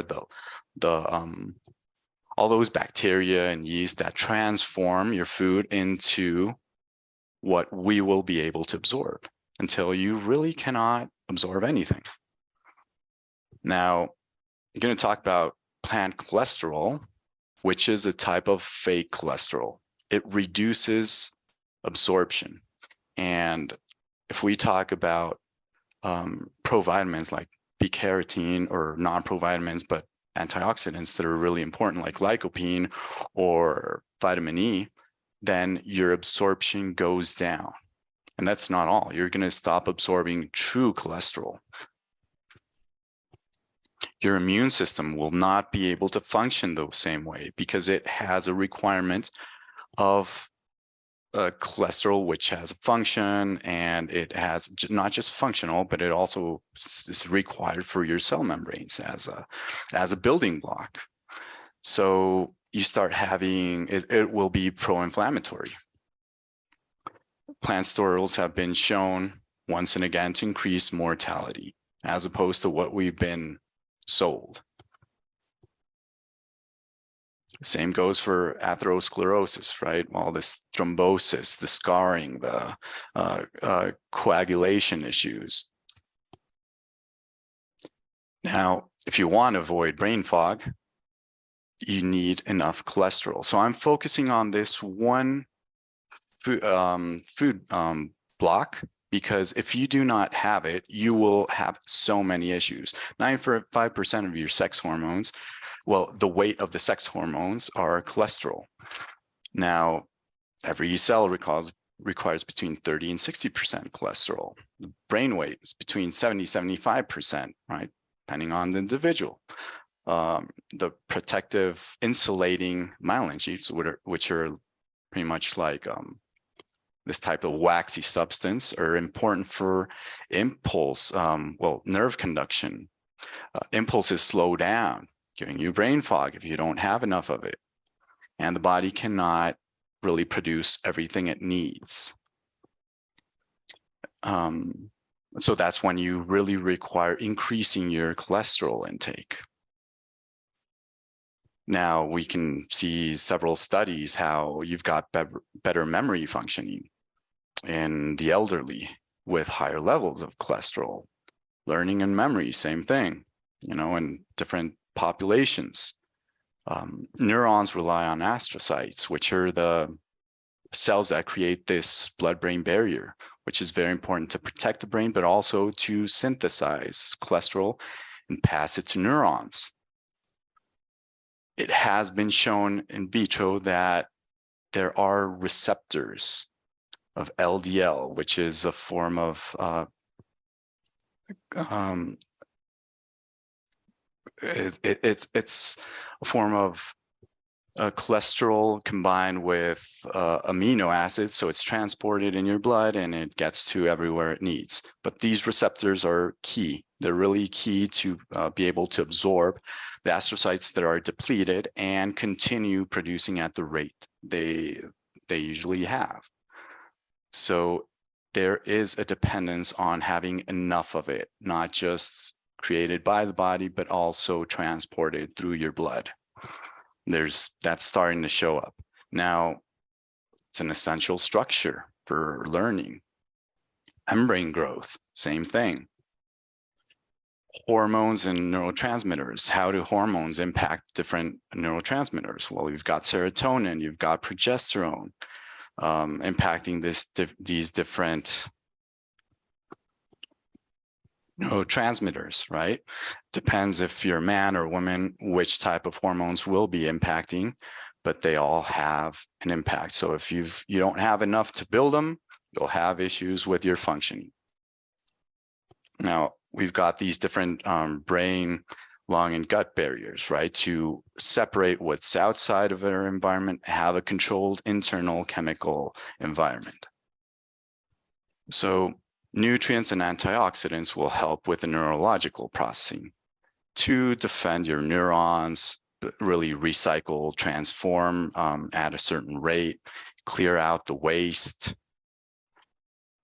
You need these so you have a controlled combustion and you don't get damage in your cells. You start getting damage, just like that avocado right there, you're not going to eat the one on the right side. You're going to eat the one on the left side. You want the same to be happening in your body, be protected. How you cook will oxidize your food. It will oxidize the fats, and it will oxidize the protein complexes, and you will get these cancerogenic foods, and they will also impact your brain function, like heterocyclic amines, acrylamides. You only so for cooking, it's recommended using ghee, lard, and tallow, not just because of the smoking point, but also because they are very important for your body to build itself and function. I also focus more on carotenoids. We can call it a type of shield for your eyes, your nervous system, all your processing, which is so critical and key for your brain function. So we require animal fat for it to be absorbed. If we take, for example, plant cholesterol, even if it's flax oil, then we don't absorb cholesterol well, and we only absorb about 1%, which gets through. So it will impact the not just carotenoid absorption, but a lot of different vitamins. And then you can just see these associations between certain levels of carotenoids and function. Now, there's type of fat switch, which we have when we consume fructose or alcohol. We consume a lot of it, we start getting different types of issues. We get pseudohypoxia, which is cells become suffocated. They can't breathe. So they start fermenting, and that creates a lot of waste, a lot of debris, and you also get a lot of oxidative damage. So you get type of Korsakoff's, multiple sclerosis, Alzheimer's.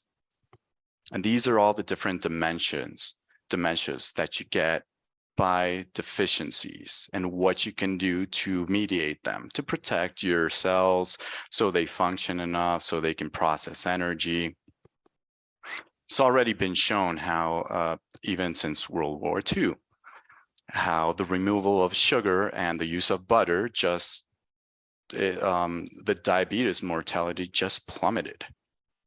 Right, so there's evidence from this even since World War II. Those short chain fatty acids are also very important for your gut and your brain. These are certain neurofeedback associations. Diane already talked about neurofeedback. So depending on the different magnitudes, frequencies, you can use different types of vitamins, minerals, and food factors to support and increase your performance and your functioning. So what we should eat? Well, pretty much we're talking about essentials, real salt, water, and water. If it's just water, you'll have issues, and you need both of them. Fresh foods from livestock, animal-based sterols, really, livestock has more bioavailability. You absorb it a lot better, and they are all fed minerals and vitamins so that there are no birth defects, and they just produce what they need. I mean, that's why you can be assured that they will be a better source than most of the vegetables you can encounter. Also, the vitamins to protect your brain, nervous tissue, citric fruits, soluble fiber, not just insoluble fiber. What not to eat? Well, processed foods, which will drain you, fake cholesterol, overheating food, those fat switch activators, most artificial sweeteners, high amounts of raw vegetables that are full of anti-nutrients. So even though they've got the nutrients, you won't absorb them. That's key. And stable levels of glucose for energy is so important. So these foods, they throw your body off in that aspect. So these are tips to create your optimal molecular environment, everything your body needs chemically and physically to really build itself. And, I already went through the different aspects of it. There's something important I want to go into, which is the eating rhythm. I call it the fast and feasting dance. So it really starts at your cell's power plants. You need energy to perform, to do the work and build itself and function. There are different sensors in the body, nutrient sensors, amino acid sensors, energetic sensors that are all triggered by lack of food. Before, we would have a certain pattern of eating, which has been drastically changed from 3 meals to 6 meals. And that will affect our gut and brain axis, as well as, how much we are burning ourselves as opposed to how much we are clearing toxins and regenerating ourselves. Calorie count is quite useless. Satiety really depends on food type. How much you will eat depends on the type of food. Eating something doesn't mean you'll absorb it and you'll use it, or how we believe that will happen. So it's assumption based. Glucose turns into different glycogen stores, but that's a short term. So we've got this body fat, which is the major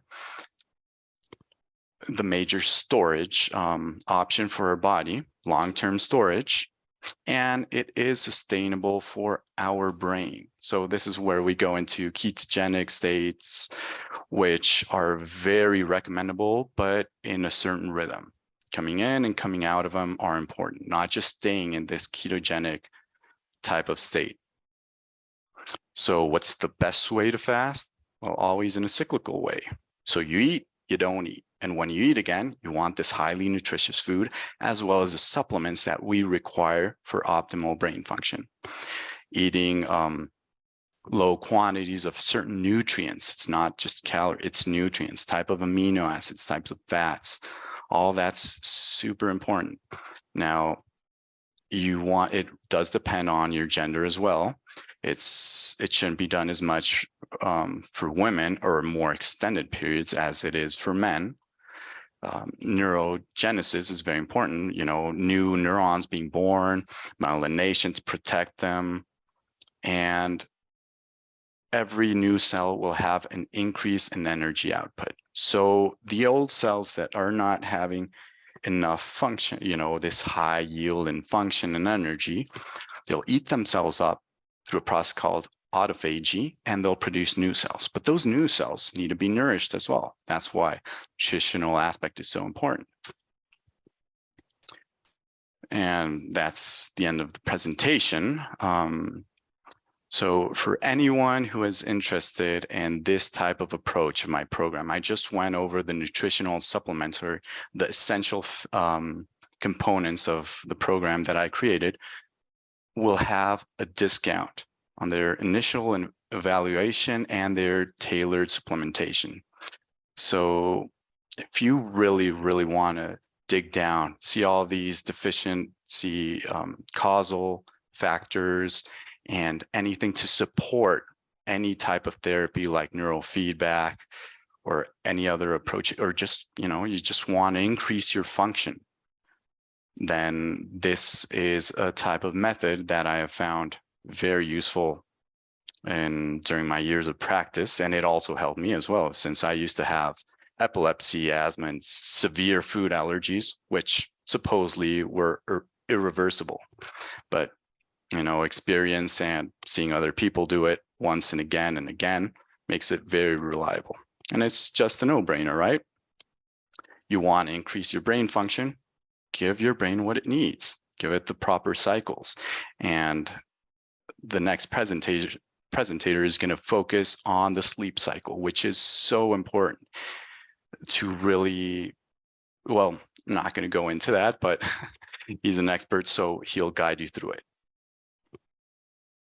Excellent. Thank you so much, Yannick.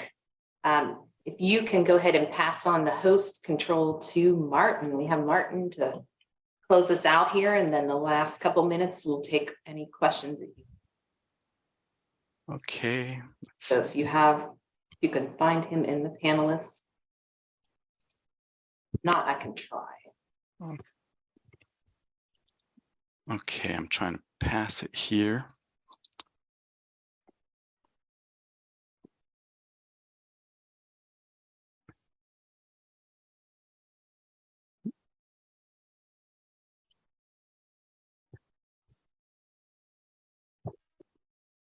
Okay, Martin, you're Yes, to go. yes, I'm here. Can you guys see me? Yes. Yes. Yes, hello. Diane, first of all, thank you very much indeed for having me here. I have a shy request. Is Britt still around? Yes, we're all staying on here until the, Okay. question and answer. The problem is I am experiencing a little bit brain fog here after the information, and I could actually do with a guided breathing exercise, just a short one, 2 minutes. And I believe many of the audience could do with a short break as well. Britt, are you still available and still ready to actually guide us through again? Can I share you the screen? Yes, absolutely. You can stay on the screen if you'd like. I don't need to share my screen because we'll just have everyone relax and close their eyes. Yeah, okay. Just a quick one, because we need a big mental shift for my presentation. Okie dokie, no problem. Thank you very much. Was the last one useful? Do you want to stick to that style? Okay, we'll stick to box breathing. Okay, so come to your comfortable seat, however that may be. Take a deep breath all the way in through your nose. Exhale out of your mouth, let it go. Another time, inhale through your nose. Open your mouth, let it go. Last round. Inhale, fill your lungs to their capacity. And exhale, release, feel your chest relax down, your shoulders move away from your ears. And we'll move right into the box breath this time. So inhale on the count of 4, 3, 2, 1. Hold, 2, 3, 4. Exhale, 2, 3, 4. Hold, 2, 3, 4. Inhale, 2, 3, 4. Hold, 2, 3, 4. Exhale, 2, 3, 4. Hold, 2, 3, 4. Inhale, 2, 3, 4. Hold, 2, 3, 4. Continue along with that count, following your breath, staying focused on the numbers. Soaking in all the information we've received so far today.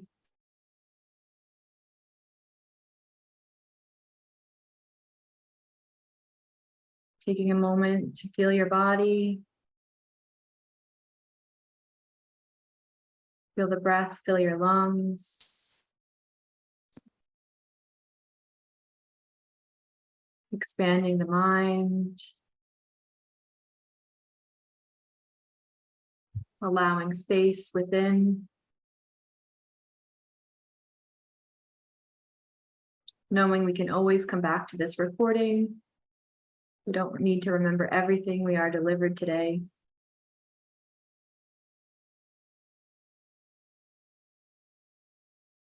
Turning back to your normal breath. Take one big inhale in. Exhale, let your chest relax. Let it go. Open your eyes if they were closed. Open your ears and we'll return back to Martin.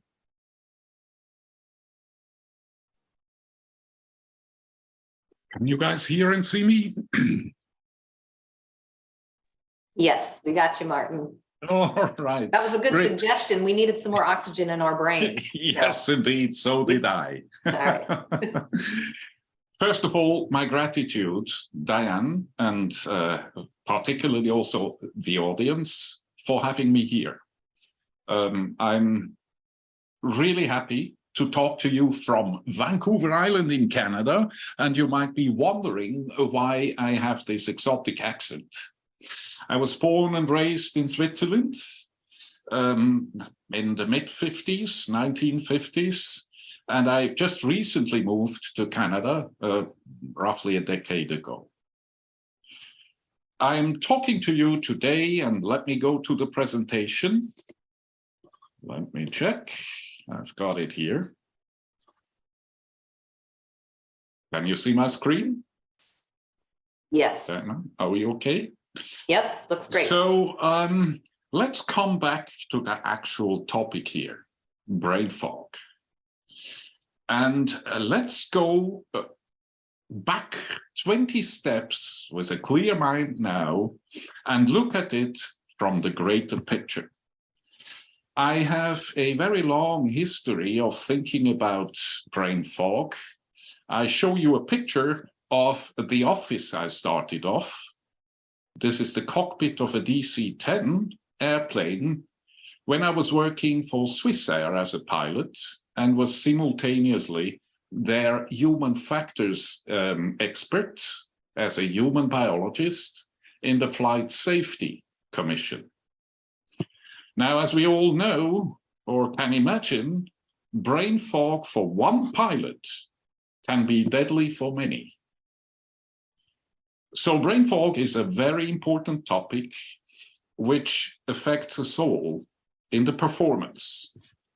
Now, where would I want to look at brain fog as a human biologist? What we have been talking about in this webinar so far has been what is wrong.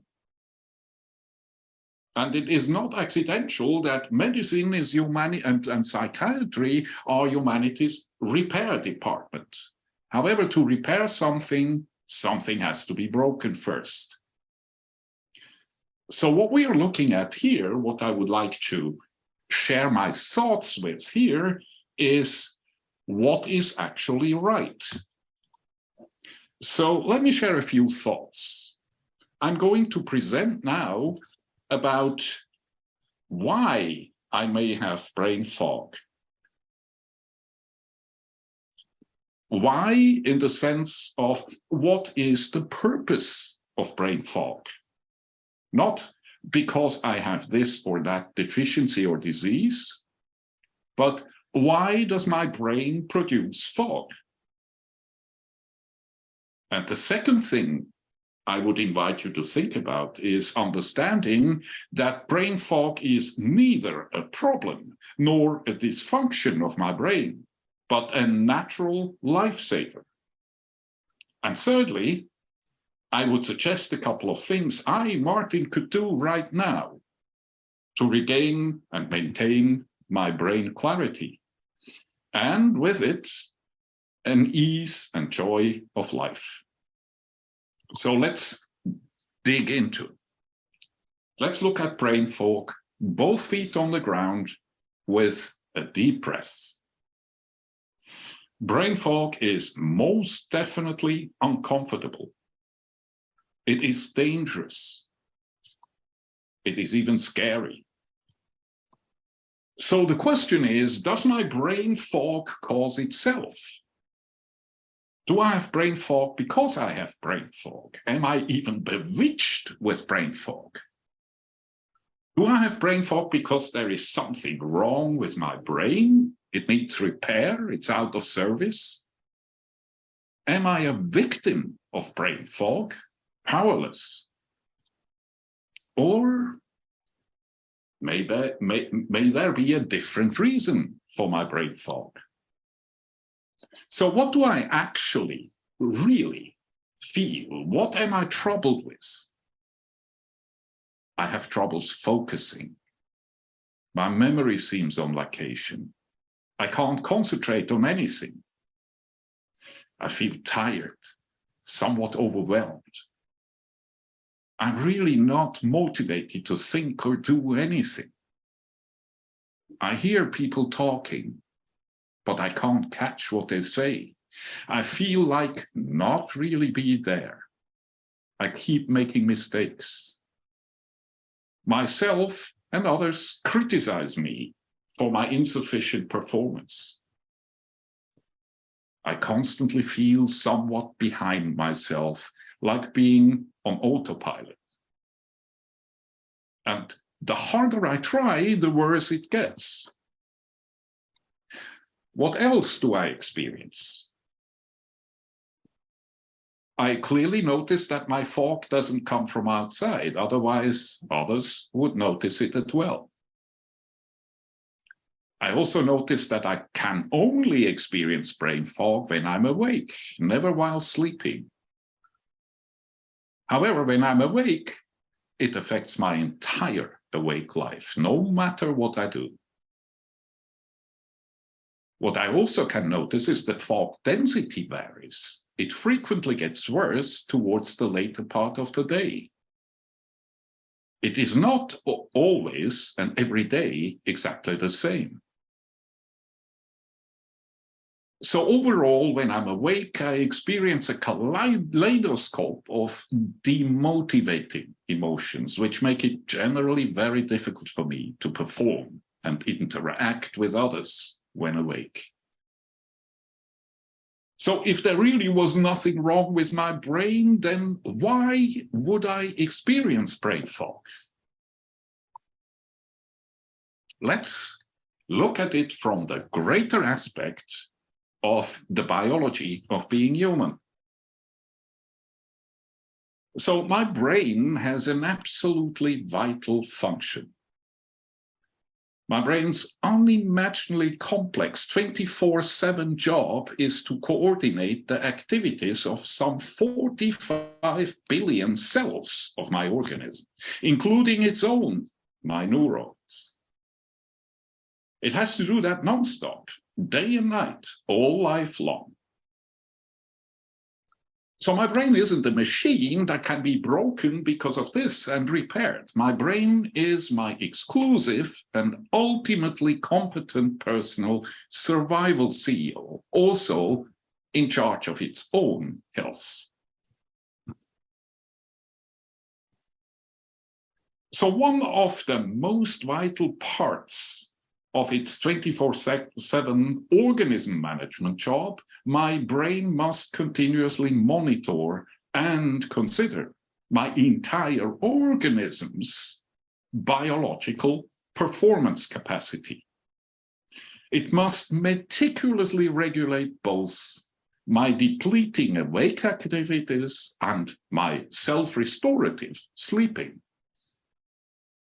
By considering a momentary by considering my momentary available power in order to avoid serious damage to my organism. My brain is in charge. It must, by all means, avoid a catastrophic drain of my life energy. So my biological performance capacity is actually the performance of my entire organism. That's why all the different things which have been mentioned before are included in my overall life battery power. And the brain is in charge of making sure that my organism doesn't attempt to deliver more, to perform more than it actually can.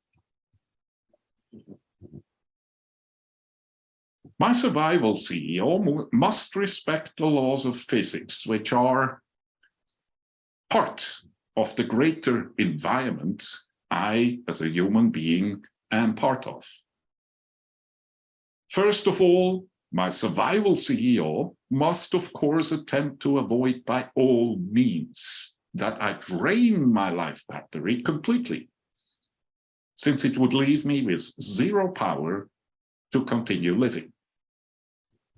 In other words, in an absolute first priority, my brain must assure that I maintain my organism maintains the vital functions. So there is an absolute minimum power required to continue living, and the brain has to deal with that with first priority. In a second priority, my brain must regulate only when I'm awake my vital behavior, my moving around in the landscape and interacting. However, this requires more minimum power to be awake and move around. And as a third priority, absolutely zero priority, my brain can, with some extra power, produce some mental activity, like thinking, focusing, remember, create, study, decide, etc. However, again, this is the last priority. Conscious awareness is not vital. The rest is. So to do its job, my survival CEO, my brain, must have systemic command tools. It sits there in the head office. It cannot move. It has to command the entire organism. Evidently, must have physical means to direct my organism's activities according to my momentary battery power, so that it can regulate my organism's momentary energy consumption.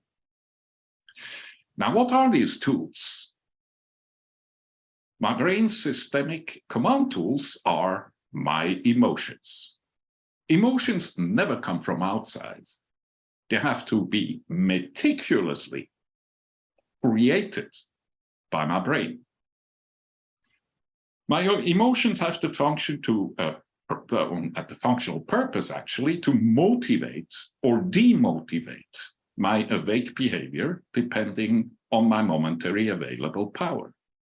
Emotions is something which makes me move or not move.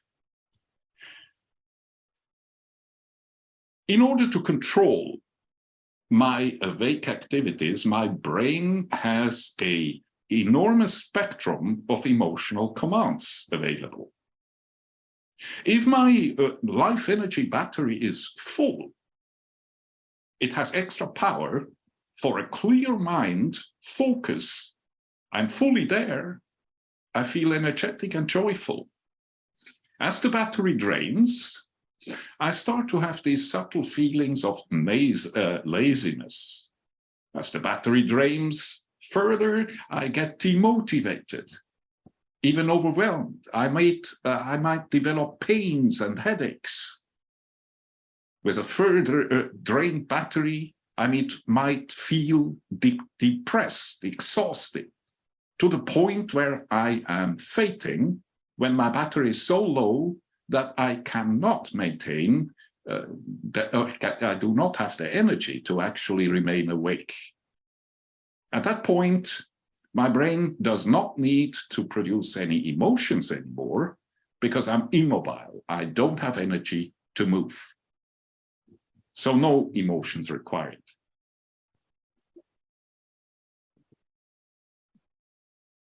So naturally, my brain, my survival CEO, purposefully commands demotivating brain fog daily, just for a short transition, to switch off my mind and to prepare me to go battery charging. So as a natural process of living, my battery is fullest when I wake up after having recharged it. Now, the laws of physics dictate that by being awake, my battery is continuously draining. So at the end of my awake day, I end up with a relatively low battery. I feel tired, done for today. These are feelings commanded by my brain. So for a very short period before I start sleeping, my brain seems to turn foggy as I switch my mind off. However, it's a very short period, it's very subtle and hardly noticed.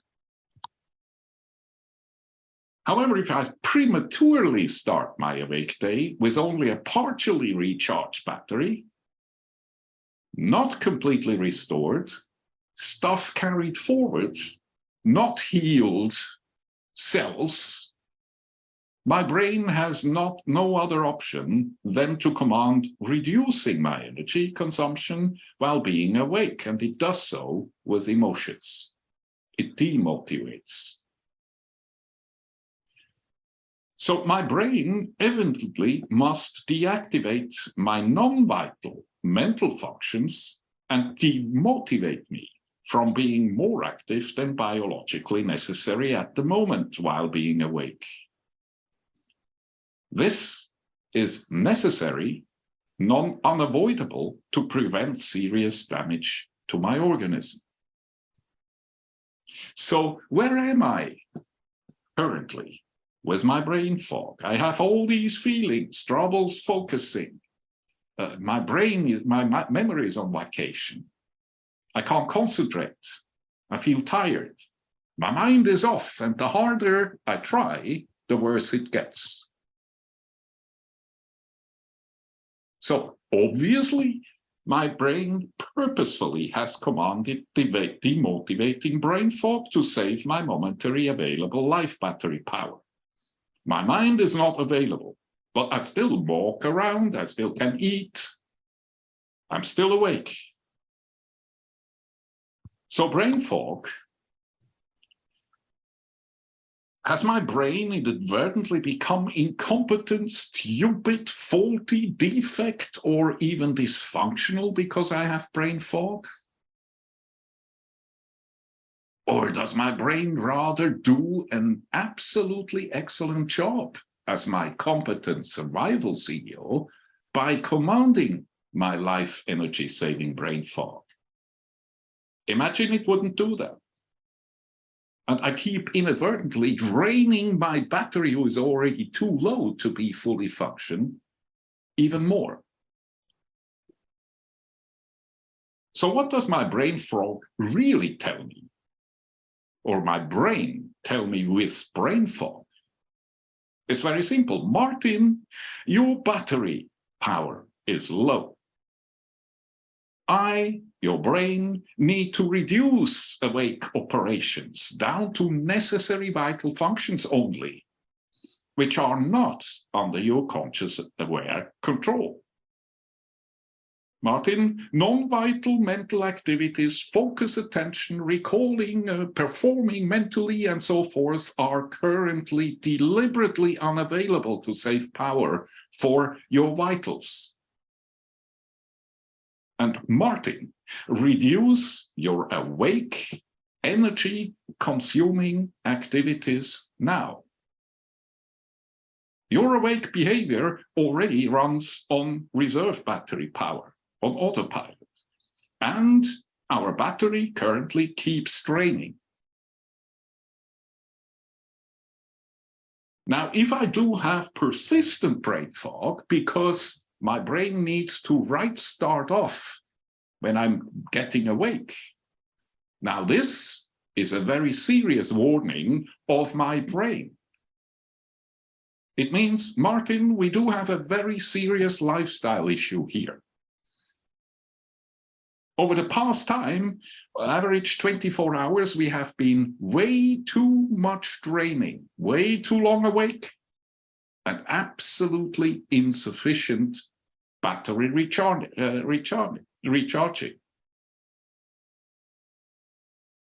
Now take a moment here and look at this. It's a double-edged sword here.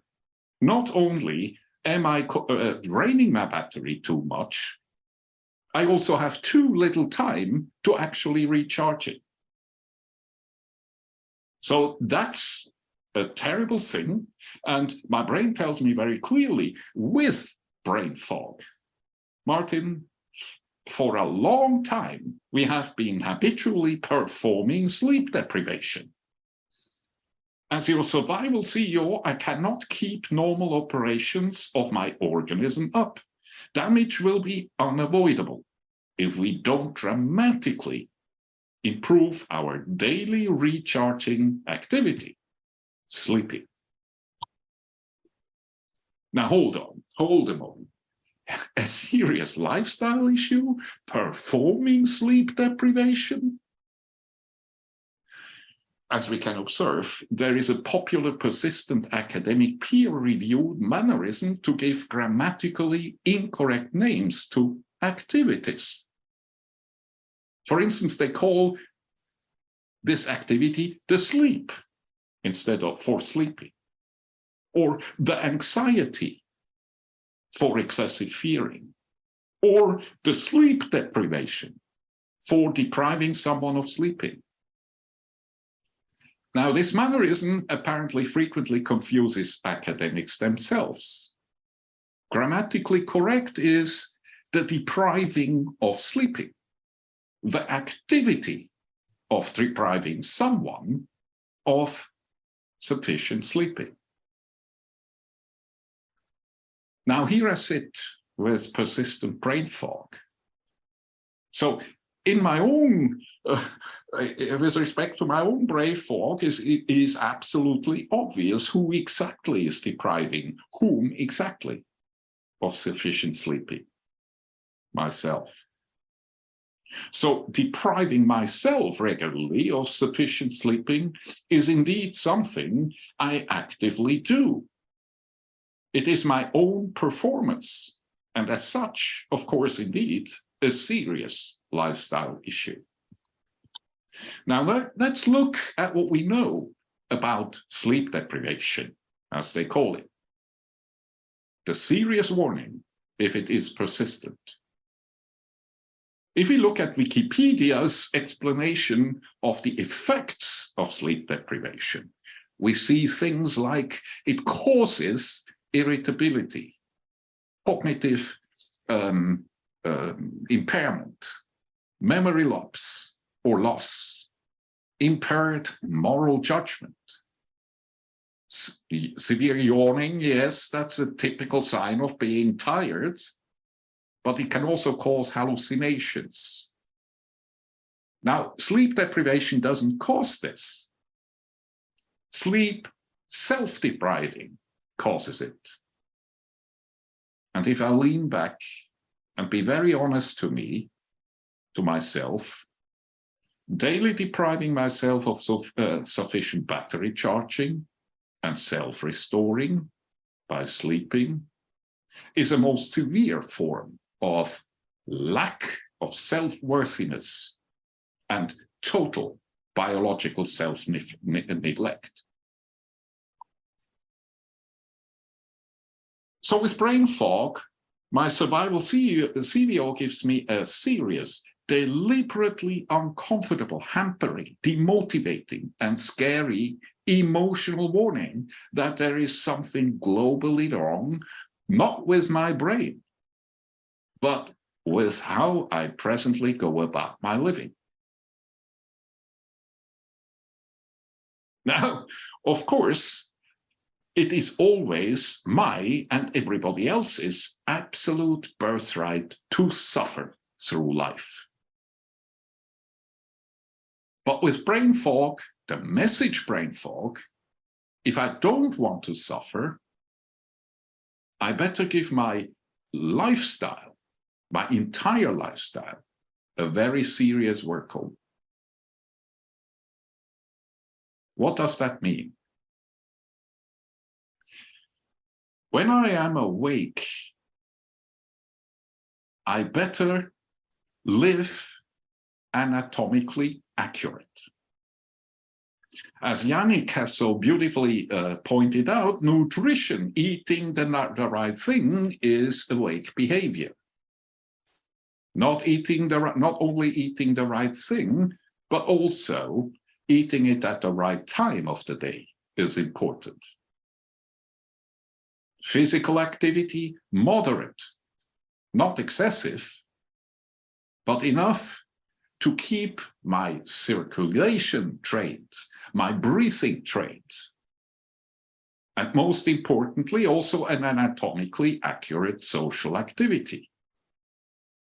The latter is an enormous problem nowadays, since, as Yannick has already mentioned, with 8 billion co-humans, we are way too many on that little planet. And we live in continuous competition with other humans, which are anonymous. We don't know them. There are too many.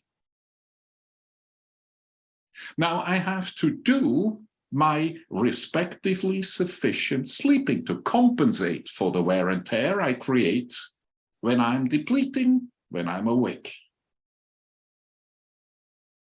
Sleeping is the activity of sleeping is re-energizing, restoring, growing, healing, detoxing, immune work, and memory consolidation. I cannot do these activities while I'm awake, because the energy is used to have me move around in the landscape. So it really pays off. Brain fog, persistent brain fog, just shouts at me, Martin, improve your lifestyle, your biological lifestyle. Know your limitations and respect them. Now, what can I do if my brain shouts brain fog, Martin, your battery is low? Of course, I can try to override my brain's message. I can attempt to fight the fog as a problem, not as a message. To do this, I can try harder. I will notice very quickly that it doesn't work and only drains my battery further. Well, I could use coffee and stimulants. They draw further and more excessively on all my already low reserve battery power. Or I could get myself diagnosed with something. I could medicate with prescription drugs and attempt to override my fog that way. Remember, my fog is my brain's urgent message. So I shut my brain up with drugs. So the worst thing I can do with brain fog is medicate, take drugs. Tragically, they might momentarily work and produce an absolutely fake focus and clarity. My brain, the warning of my brain is overridden, silenced. My battery keeps draining, I keep performing instead of relaxing. Plus, now I need additional battery power to also detox from stimulants and drugs. When I see this, and when I think about it, I notice that absolutely no medication whatsoever, it doesn't matter for and against what, is actually healthy. But this is a different topic. A healthy lifestyle is without medication if we ever can avoid it. However, what else can I do after I've noticed that all these means don't actually work and make it worse over time? So my brain tells me with brain fog, Martin, your battery is low. Well, I could simply follow my exclusively competent personal survival CEO's urgent emotional call. I could simply go and recharge my battery. Now, recharging my battery is the most effortless and healthy activity I could ever perform in my entire life. Plus, it has absolutely zero negative side effects, and I can never overdo it. Recharging is simply called sleeping. So, brain fog. Is there anything I can do right now to start reducing my brain fog? Well, right now, I can decide to be worthy enough to fully charge my battery every day from now on, since nobody else can possibly charge it for me. I can schedule ample battery charging time, schedule it from tonight on every day with absolute first priority. First in my life comes battery charging, sleeping. Then I can do awake activities what is left of my day. Not as I have been trained, brainwashed, and conditioned into the other way around. I can sleep what is left of my day. That causes brain fog. Wrong activity. It doesn't cause brain fog. What it does cause is a drain of battery. And my brain must dictate brain fog to keep me functioning at least at a low power level. What else could I do today? While I'm awake, I can reduce my battery drain. I could seriously improve my physical, and most important today with FOMO and wireless technology and TVs and internet and Facebook, I could increase my mental sleep hygiene. I could take micro breaks, as many as possible. Thank you, Britt. You showed us how simple and easy that is. Do I have time 10 times a day to do a short breathing exercise? Am I worthy it? I could do napping to save battery power. Best is in the early afternoon hours, because then my natural circadian rhythms are ready for a siesta cycle. And I could practice stress relief techniques, deliberate, intensive body scans like Britt showed us. I could deliberately schedule meditating. So there's actually a lot I can do to support my own battery recharging, my sleeping, and reduce the depleting. So how will I know that I have performed sufficiently? My self-restoring, so that my battery is optimally charged and I have sufficient power for an easy, joyful, and fulfilling awake time. In my opinion, the answer is indeed an absolute no-brainer. Because granted by the laws of nature, my brain will command brain clarity. And I will feel fully there, clear mind, empowered, easy, joyful. I feel curious and playful. I feel creative with a full battery. So that quickly ends my short presentation here from a completely different angle.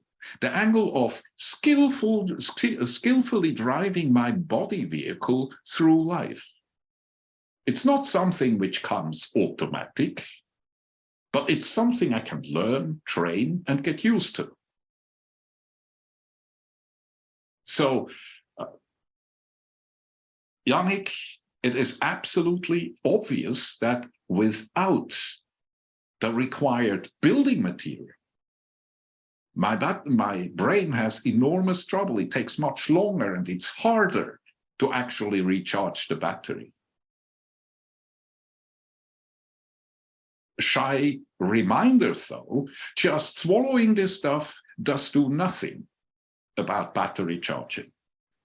We really have to stay at the job of sleeping, and we have to stay much longer than the medical community believes. A natural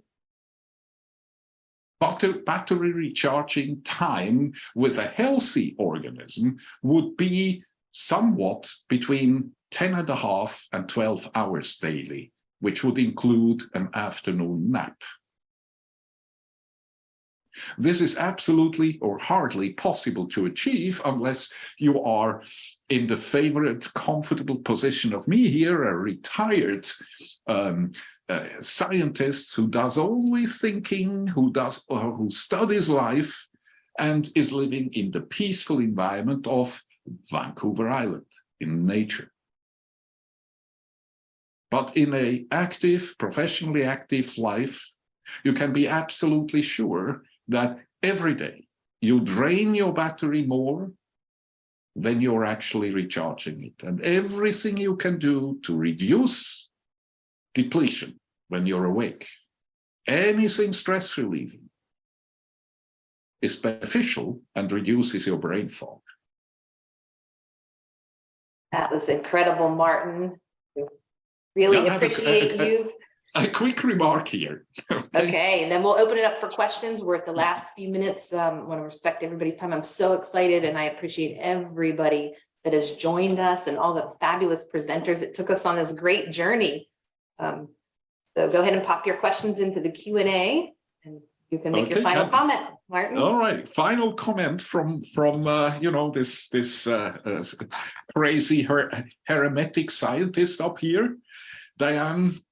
The only really beneficial technology support against brain fog, which I know of, is neurofeedback. So if anyone in the audience is living near Charleston or near Mexico City, where Yannick is providing neurofeedback, I highly recommend both. Neurofeedback has the advantage that it actually trains us relaxing. So if the provider is proficient and knows what they are doing, and they're focusing on relaxation training, that is enormous awake support to charge batteries. If we look at it as a training and not as a medical procedure which attempts to fix a broken brain. With this, I give back and thank you very much for audience, for listening to me and lending me your eyes on here. Awesome. And we'll give them your contact info and a follow-up email, and the recording will be available for everyone. Feel free to type in any questions you have. We still have a handful of the presenters on here. Specific question for one of them, let us know.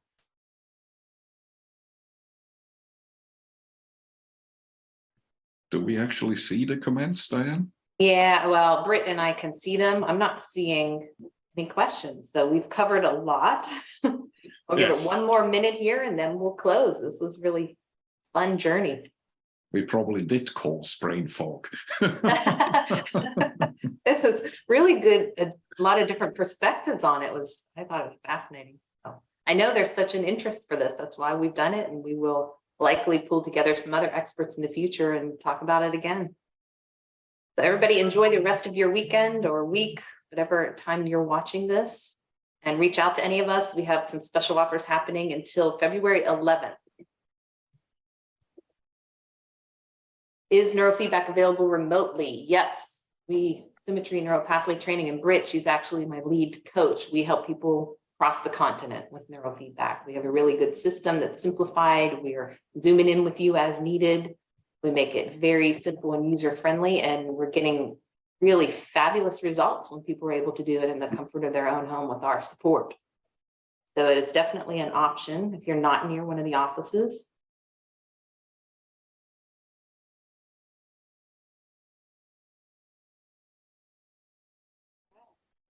Audience is overwhelmed. Yeah. Yeah. I think that's it. I'm going to close it up and let everyone get on with their day. So thank you all so much. Thank you all. Thank you. Thank you. Bye. Thank you.